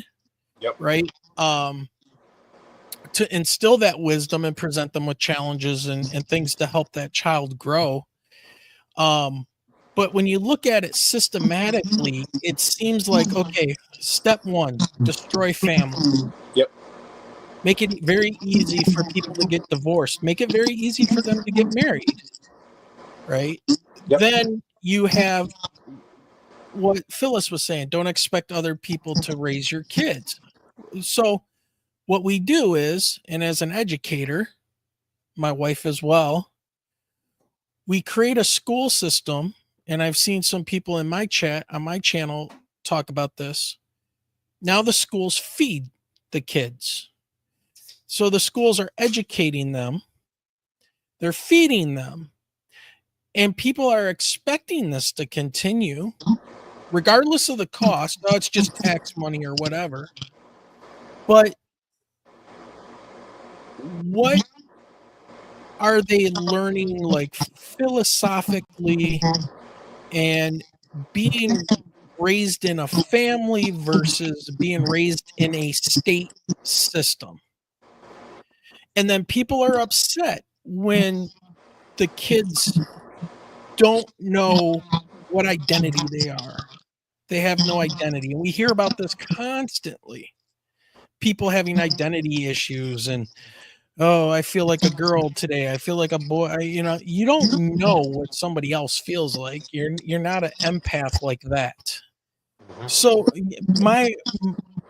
it just looks like systematically, if you were to put a system together to destroy a society based around a religious figure like God, this is what you would want to do: destroy the family, insert a state-run system that totally disallows prayer or teaching of God unless you go to a private school. Make sure that kid is fed and sees the state as the parent, the missing father. And I don't know. I'm probably going to catch a lot of heat for this. Hot take, everybody. Whatever. I don't care. You're not I've going to lived catch it. I've lived it. I've Yep. lived it. I've been a part of the system. I've worked in the system. I've seen it. My wife has seen it. And now we come to this point where we have 24-hour news cycles of nothing but doom and gloom. We have online free porn, kids watching it. In Michelle's classroom, she busted some kids. Wow. I've busted kids. Wow. They're vape penning at the age of 10, 11, 12 in the bathrooms because they can be given these vape pens that are easy to hide, to get high on, Yep. to stunt their brain growth, and then not learn anything, at least from a foundational mathematics and science and ELA perspective. It just seems like anything that you wanted to destroy a society Yeah. has been put into place by our own people, and then they can then cover it up and go, what, you don't care about the kids needing to have food and eating in school? They're starving. Well, if you wouldn't have made it so easy for the family to be in, or the lack of a family to be in that situation, maybe they wouldn't have to depend on you to feed them. At the school I came from, it was breakfast, lunch, and dinner. Yep. So that makes you dependent on a state which is secular, which wants nothing to do with God. It's kind of, not to cut you off, but it's kind of like a hybrid state of communism. Yeah. Right? Yep. It's exactly what it is. It's The all state about, is the God. yes, 100%. rely on us because we know what is best for you. That's all it is. But then when you ask somebody what is a woman in that system, they can't answer you. You know what it is? Exactly. You know what it is? Exactly. It's all about manipulation. It's all about confusion. And that's what it was since the very beginning. I mean, Power. It's but power. Confusion and everybody wants to be their own little god. I can say what I am. I'm a robot, transgendered rabbit.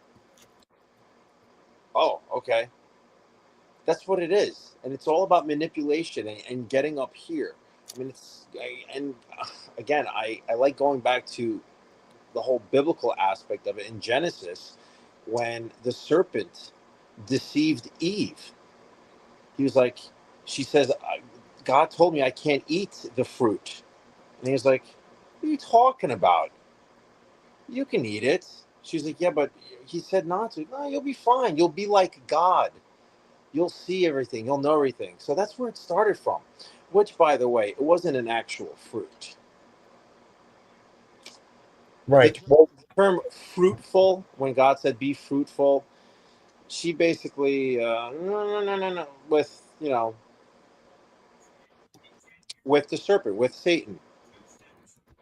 I can go deeper into that. We can say that for a later date. But again, it's all about manipulation. It's all about us wanting to be like little gods. That's how everybody has like their own social media page. Follow me or follow him. No, I don't want to follow you. I don't want to follow anybody. I'm going to follow Jesus Christ. He's the only one I'm going to follow. And you know what's interesting too is, Bryan, you started the show kind of with this, and you said, do what thy will, right? Do it, But when you look at that, do what thy will shall be the whole of the law. That's Aleister Crowley. Boom. Right? The black, not black as in the black, like a black person, but a black magician. Dark magician, dark magic. Dark energy, right? You got light workers, Right. dark workers, things like that. And that guy was working with Jack Parsons. Yeah, that's right. I mean, yeah. So this goes everywhere.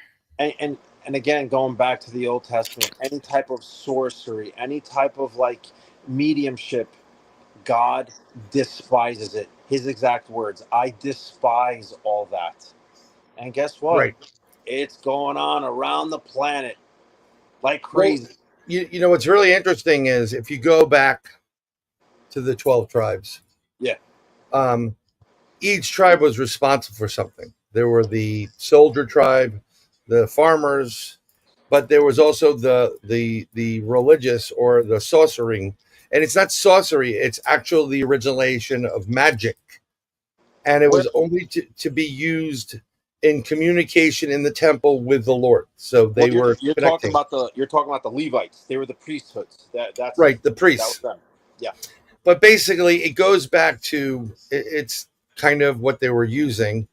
They were tapped into certain things that were not supposed to be forthcoming to anyone but themselves. It was the deepest secret. And then you have people now that you get into the Kabbalah, Well, do you know which well, Brian, do you know where they got that from? They didn't get it from themselves.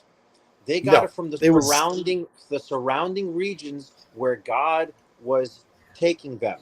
When God took them yep, out, when Moses took them out of Egypt, basically they picked up most of it in Egypt because they spent 430 years in Egypt. And what was Egypt? Sorcery, magicians. yep, So they picked it up from the surrounding nations and the nation that they started in, which was in Egypt, 430 years. right. And then you get into the kings that were there, specifically the one that built the temple and used a specific ring and was able to have dominion over That's King the Solomon. evil that prowls, yeah, through the earth. This is why when you say the Holy St. Michael prayer, it's not just about the devil. There were other things here prior to God saying, let there be light, boom, let's create man, boom, let's give him a partner. That didn't work out well. She was not nice, Lilith. So we'll give Oh, him Eve, you but know? but let me Yeah. also I want to address King Solomon. What you said, it's very important for people to know that him having a ring and summoning demons is not in the Old Testament. It is not in the Tanakh. It is not in the original word. Right. That came up. That whole story, that whole thing came up from the Jewish people, from the Talmud, from the Babylonian Talmud. When the Babylons came and they took Yep. everybody from Israel and Jerusalem, that whole story transpired from there. But that original story, King Solomon, none of that of him calling upon demons to build his temple is not in the Old Testament. So I want to make that clear. Right. But, you know, and we get into a little bit of interpretation issue here. Now, something that's very interesting is that people don't, I don't like the fact that people have selected what books are available in the Bible. Because if you go back to what they found in the Dead Sea Scrolls, which are parts of the ultimate Bible, the Book of Mary should be in there, and it's not because you know, at the time, and it's been like that for a while.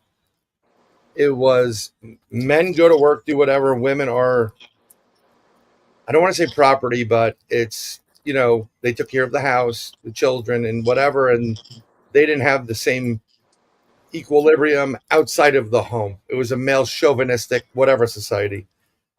Don't you find it very interesting? And things were working out pretty well there. Not to say, hey, we get to go out and hang out. No, I'm just talking about there was a balance because there Yeah, was always somebody home, someone teaching, watching eyes. that's right. And what happened towards the 60s?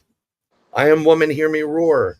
You know, and all these movements and evil. I will state that evil was 100% behind all that because you know what? You fracture the family, then Yeah, you really got everybody. correct. Like you were saying, Wayne, there are some kids that don't have dads, and depending on what culture you are in, I mean, you know, it becomes a joke. You know, about I saw this AI thing where there was a young black boy in school talking to an Asian girl, and she goes, you know, hey Carolyn, you see my cat? And she goes, I don't know, John. Do you see your father? Get Yeah, it? right. No, I'm just, but it's, it was like a little punchline there, whatever, joke wise, but it's not a joke. No. And you can't just keep hopping from boom to boom to boom to boom and making babies and not being responsible for it. And Right. then on the other end of it, sorry, ladies, but you ain't changing any man that you come across. I've seen this before. Oh, I'm going to change him. I've heard it from my friends. They're like, I'm going to Yeah. change him. But No, you're not. Bryan, what I wanted to throw out there and what I would propose to think about is what you're describing there are symptoms of the failed society. Yep. But I like to look for like the root cause. What is really going on there? Why is that even a joke when, families back before the 60s and in the 50s, from the baby boomers after World War II, though they were very, very strong. Now, were they That was the nuclear family. right? Yep. Right. And Guys, so, guys, hold on one second. I have to put my father to bed. Can you give me like a few minutes? But I'll be Keep back. going. Don't worry about it. We're yeah. going to keep I'll be going. back. Yeah, we're going. So, you may think about you know, all the men back then were, World War II vets ruling with a iron fist and treating people like crap and da da da. But now we It call wasn't. that PTSD, right? But Right. but but what we got to be careful with is doing something a history professor once told me, which is called presentism. And I see this everywhere, where you Yeah. take today's standards and our belief systems and our political and our law systems and stuff, and then you go back 1,000 years and go, oh, men were just horrible. Well, guess who had to protect the home, protect the village, was drafted into the military for Vietnam, Yep. drafted into the military for World War One, drafted into the military for World War Two. Let's see. We're fighting bandits coming into the village. It was the men, and they were dying Yeah. in Yeah. huge numbers. And, So and yeah, no, there, I'm with you on that because that's what people do. They put things in what's yeah. happening currently now, and they look back. Like, this is what happened with all the statues being ripped down.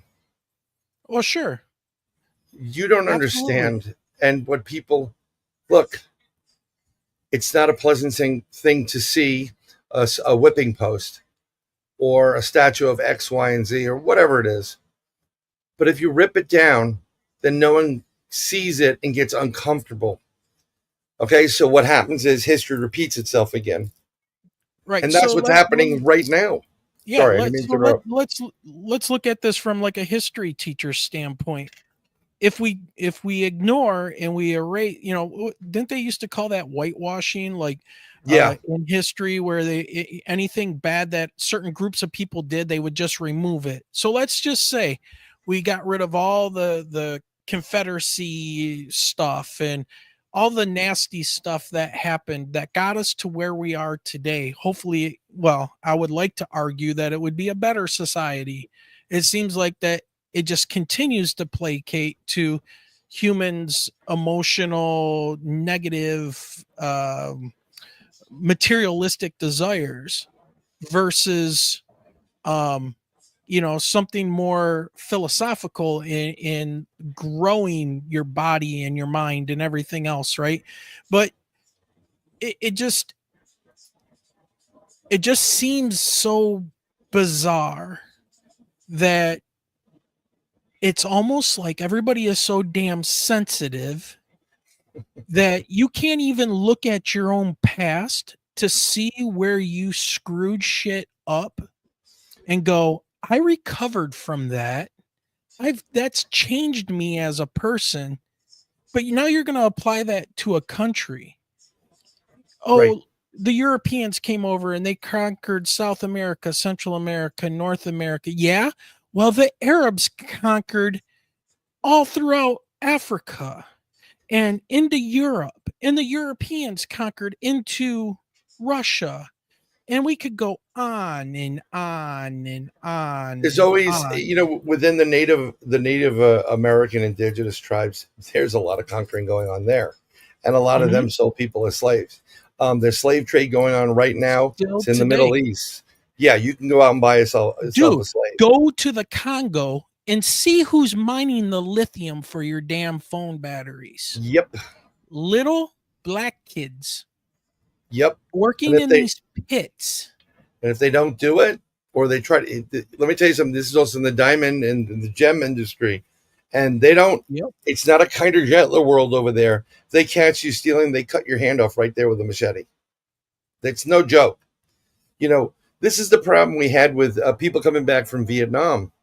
Baby killer, baby killer. Well, I knew somebody from my brother's wife was in the Navy, got kicked out, but she was friends with someone in the Navy, older woman, black woman, and they came over. This was years ago, New Year's Eve, and her husband was in Vietnam. And I said, I was born in the Tet Offensive, and I thank you very much for your service. And it must have been tough over there. And he says, yeah, it was, sometimes it was, kind of rough. I said, well, how did you handle like some of the children? And what we see, we're so arrogant in the States. There are children right now that are 7, 8, 9 years old that know how to use an AK-47, and that they know it, and they know how to use it. And they're dead on accurate. So he was very like, there was one time we were clearing out a village, and I came into this hooch, and there was a 9-year-old, and he pointed an AK-47 at me, and I got rid of him, and I shot him and cleared the hooch. And like, it was matter of fact. They weren't trying to kill babies. They were protecting themselves and self-preservation. It doesn't matter who's pointing a gun at you or a firearm. The minute they do that, no matter how old they are, unless you can grab it and get out of the way, they're fair game. Because your life, it's called the right to self-preservation. But what I don't like is, and I've said this now before, in the Middle East, man. Oh yeah, they're doing this now in the Middle East, and my dad would tell me stories about stuff that happened in Vietnam. He did like 3 tours in Vietnam because it was better than living with my mom. This is what he told me. So I can understand that. He liked war better than my mom. So that tells you about how that household was going on before I was born.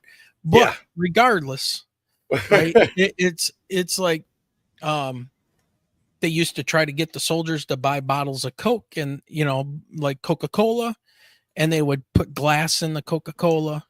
The prostitutes would wear certain things to injure the servicemen that would go and visit the prostitutes and get them sent home. Right.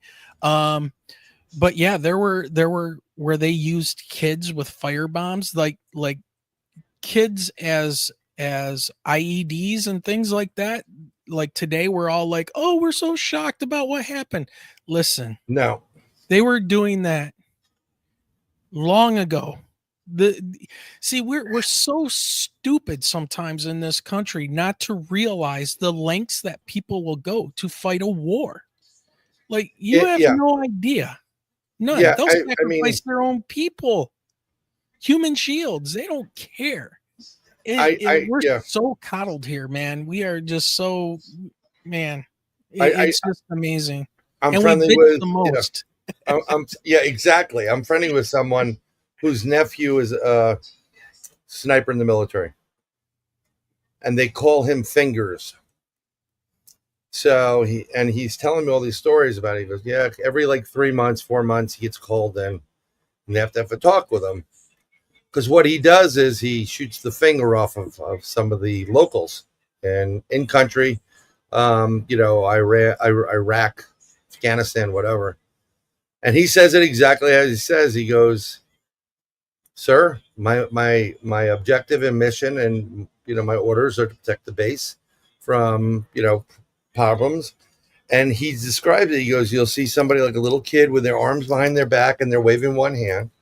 And he's there with a rifle, and he's like, show me your hand, show me your hand. He's kind of screaming it out, like trying to mentally connect to this kid. You better show me your hand. And when they don't do it, so he doesn't get the kill shot, what he does is he blows a tip off of a finger, And then they pull the hand out, and then he sees what they have. Usually it's an IED, improvised explosive device, and he takes care of the problem.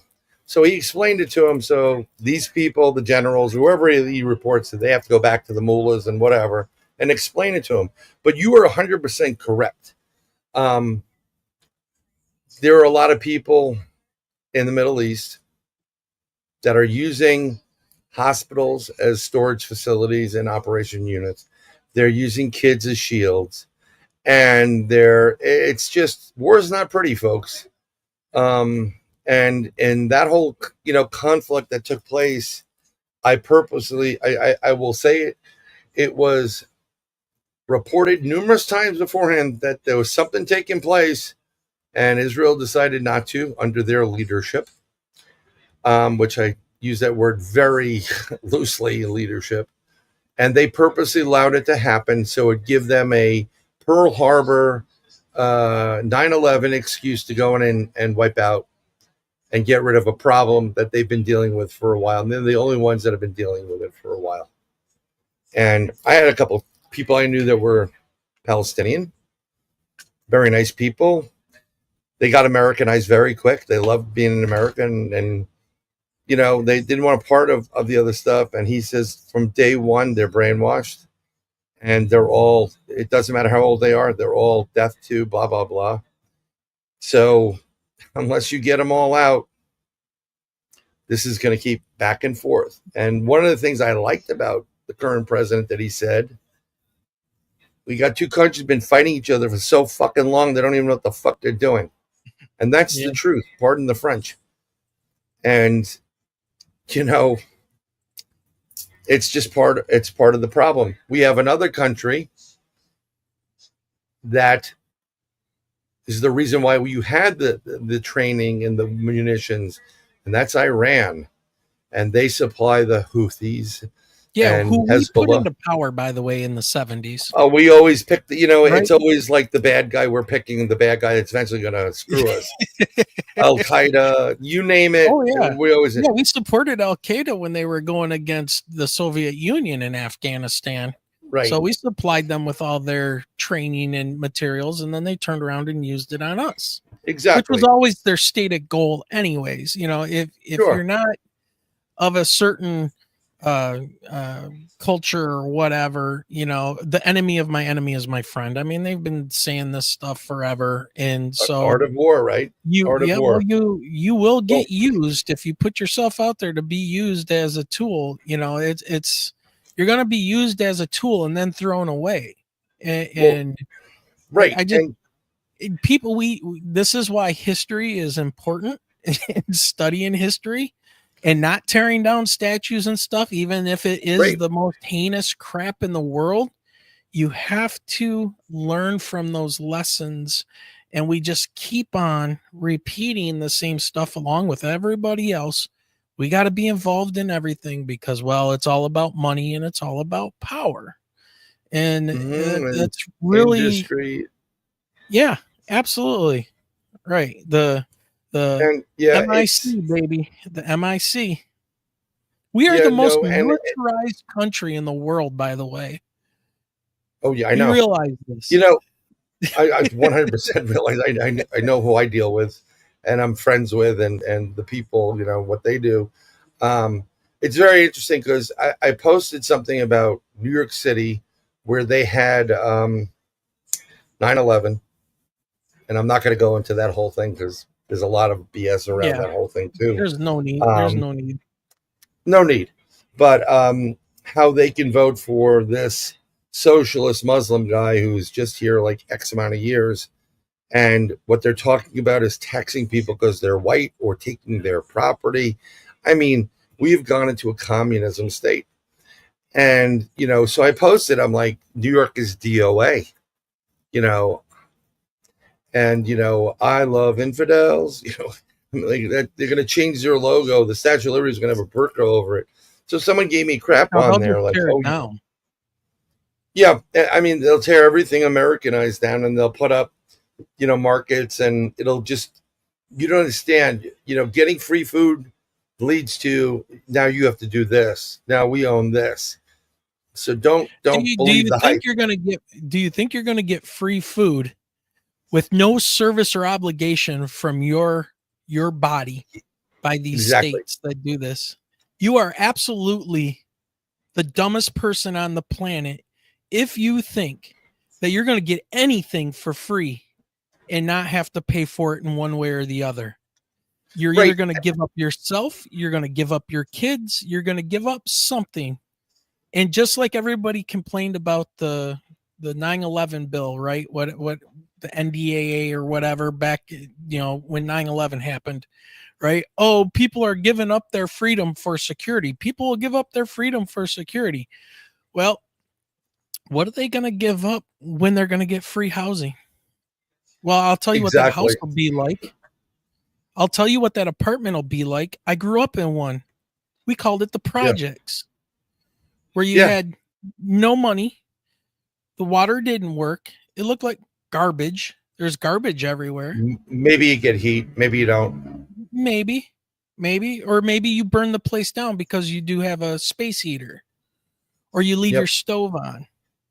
Right? I mean, dude, it this is what I mean. And when you don't have a good basis of history and you don't study what these other systems have done to other countries, I mean, come on, dude. It's the writing You is know, on the wall, but people don't want to see it because they are so idolized. It's just like teachers, for instance, in the Soviet Union, and the students in colleges in China, and things like this that wanted to have a revolution, the communist revolution. They killed 80 million people, 90 million people.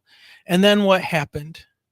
Those people that supported this stuff were wiped out or sent to the gulags or put in prisons Yep. because that system they use people for their agitation, and then they get rid of them.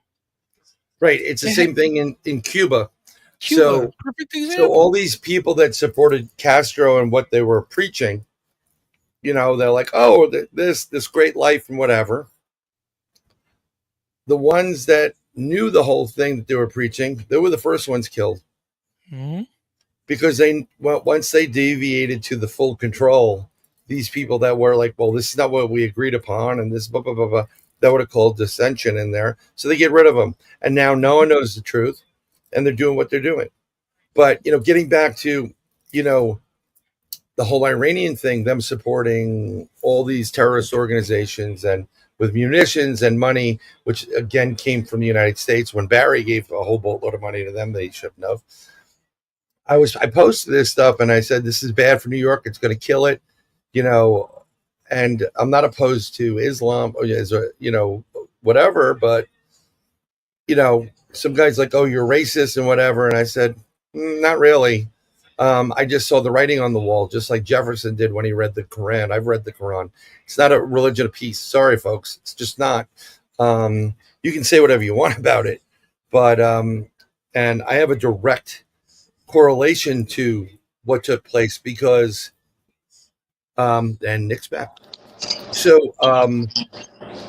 in 2005, my friend that I grew up with, Min Matashita, was on the Underground in London on July 7th, King's Cross, and he was blown up by people who were trained by the PLO. And where do you think they got their training and money from? So I have every right to be pissed off at people just because, but I'm not. I take the time to educate myself, and not everybody in the ultra right side or left side is bad, So like Wayne, you were saying, we've got to learn our history and learn the good, the bad, the ugly, so we know not to continue that. Welcome back, Nick. Sorry, guys. I apologize. I have to put Dad to sleep, and I can only stay for a few minutes longer because I got to wake up early. I got work early in the morning. No problem. I'm sure everybody's got a jet. What did I miss? Oh, we were just talking basically about,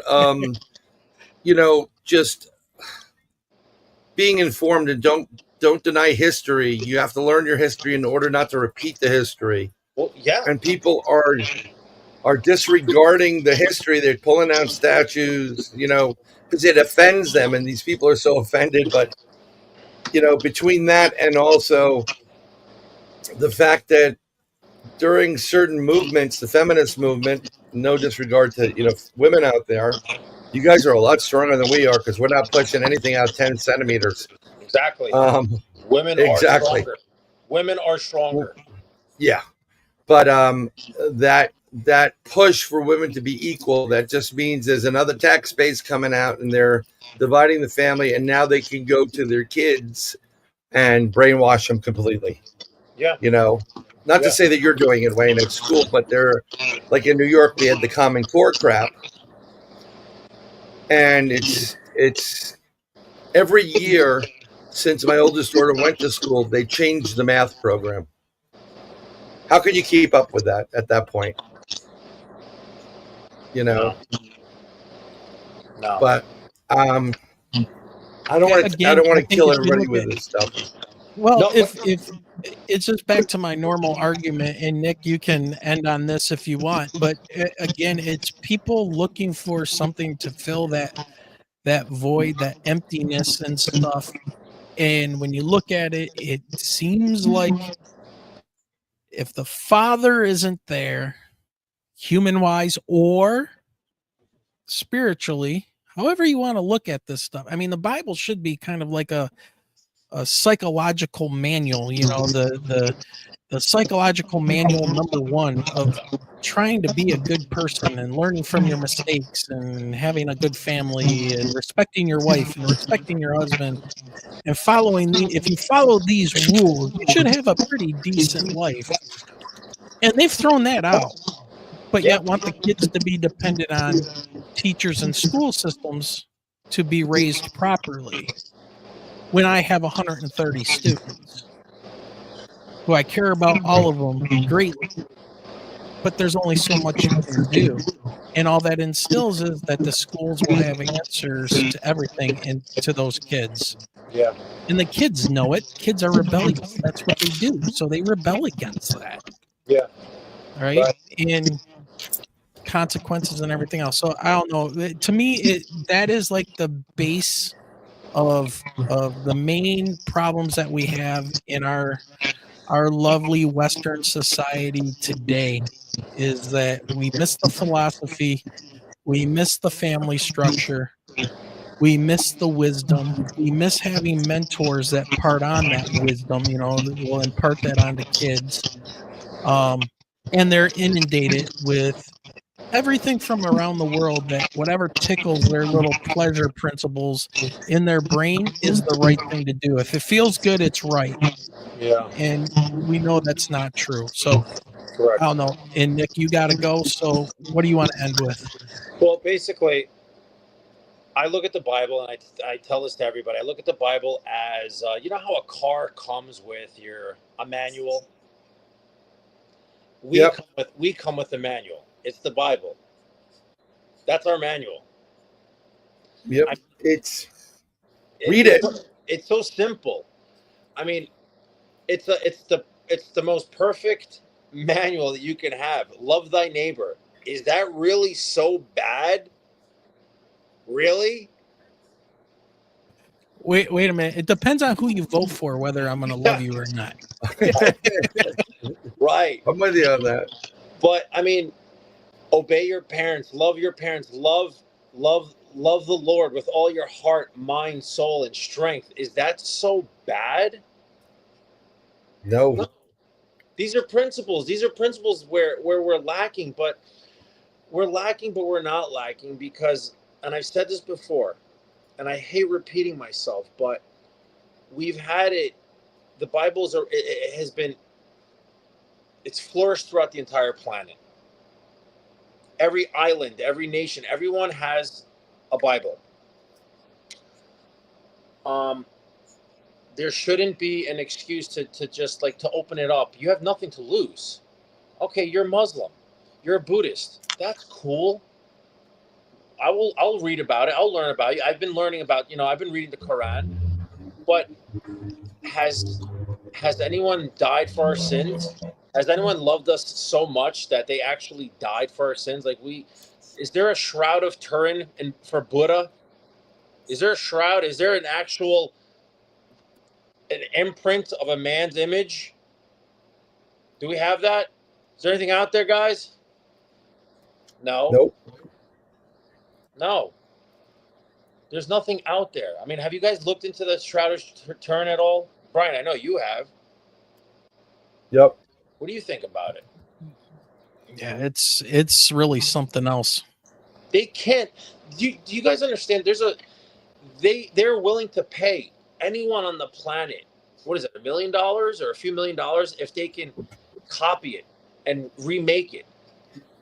That this has been out since the 80s. Like this whole we'll pay somebody to recreate it. Nobody can do it. Yep. There's scientists that can't explain it. But Christ is bad. Remember, we're not allowed to talk about Christ. It's bad. Of course it's bad. Because we're in a planet of the fallen. Yep. 1/3 of the angels, they fell to this planet with their leader. Again, that's a topic we can get deeper with in the future. Yeah, we could definitely do that because that's going to get crazy. But deep yeah, that would be a tough topic. But we can get into that. I said this often. I said it to someone today. He's the guy that actually wrote the opening song for my show. It's his song, and I said you need to use it for yours. And he's like, you could use it. So YouTube, start fucking off because I already got his license and permission. Copyright strike all the time. So I just put in like 20 of them last night. But I said I'd like to do one of those AI videos, and you see the Mount of Olives, and then you see these sandals and the dust kicking up, purposely hitting the ground, and you see the gate opening up. That's cool. And there you see Jesus, and he goes, I came here to chew bubble gum and kick ass, and I all ran out of bubble gum. Because when he does come back, he's not coming back as the lamb, he's coming back as a lion. And all of you people out there that have forsaken him, especially, like when they get up there to receive their satanic award for music, I want to thank Jesus. He and God, they have nothing to do with your music. No. You are just, get over yourselves. But correct. Brian, not to cut you off, brother, but it's so funny that you said when he comes back, it's not if, it's going to be definitely when, but when he comes back, when he steps on the Mountain of Olives, and not many people know this because I've done the research on this.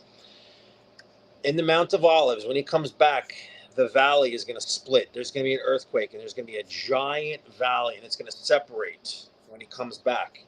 Yep. I want you guys to go Google. Is there basically a seismic rift in the valley? Google that. Like a fault line? Yes, I'm sorry. I want you guys to Google, is there a fault line in the Mount of Olives? And you're going to see it's the nuttiest thing. Well, we're very close to the 10 nations coming in through the north, but we'll leave that at that. Nick, please thank Phyllis for coming on. I will. Love you, brother. You can come back, both of you guys, anytime. Wayne, sorry to pull you out of vacation mode for a little bit. No, but that's all right, man. Wayne, it was awesome meeting you, dude. Awesome meeting you. Yeah, nice meeting you, Nick. Totally, man. And check out his show, because I'm going to be killed for butchering the whole show name. No, Wayne. Michigan UFO Sightings and Encounter Podcast. Right? Yeah, Michigan UFO Sightings and Paranormal Encounters Podcast. And by the way, Bryan, Yummy said she's listening. Dun, dun, I know dun. she's listening. You know what? I just re-listened to my predictions. Go re-listen to them, because it's a lot of stuff's taking place. Yes, sir. I thank you guys all, and I'm going to leave you with the song I wrote, which I always do, and if it wasn't for you guys, I wouldn't be here. Tell Yummy, enjoy your vacation, pina coladas or rum or whatever it is. Nick, God bless. You too, and guys. Everybody, have a great week, and practice random acts of compliments. Try that. It's easy. Be more Peace human. out. Yep.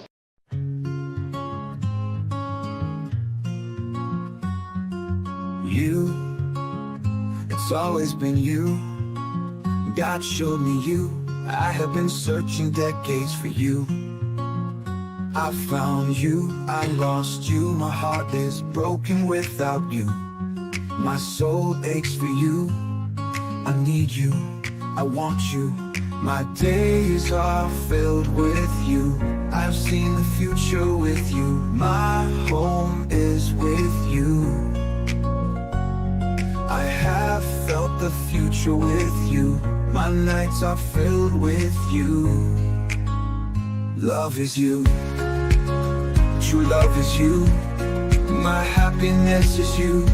Every past life is with you. My dreams are filled with you. Life is meaningless without you. My future is with you. I will fight for you. I will defend you. I will give up my life for you. Whatever it takes for you. Nothing else matters but you. I love you. I love you. I love you. God showed me you. I have been searching decades for you. I found you, I lost you. My heart is broken without you. My soul aches for you. I need you, I want you. My days are filled with you. I have seen the future with you. My home is with you. I have felt the future with you. My nights are filled with you. Love is you, true love is you. Love is you, true love is you. My happiness is you. Every past life is with you. My dreams are filled with you. Life is meaningless without you. My future is with you. I will fight for you. I will defend you. I would give up my life for you. Whatever it takes for you. Nothing else matters but you. I love you. I love you. Life is meaningless without you. My future is with you.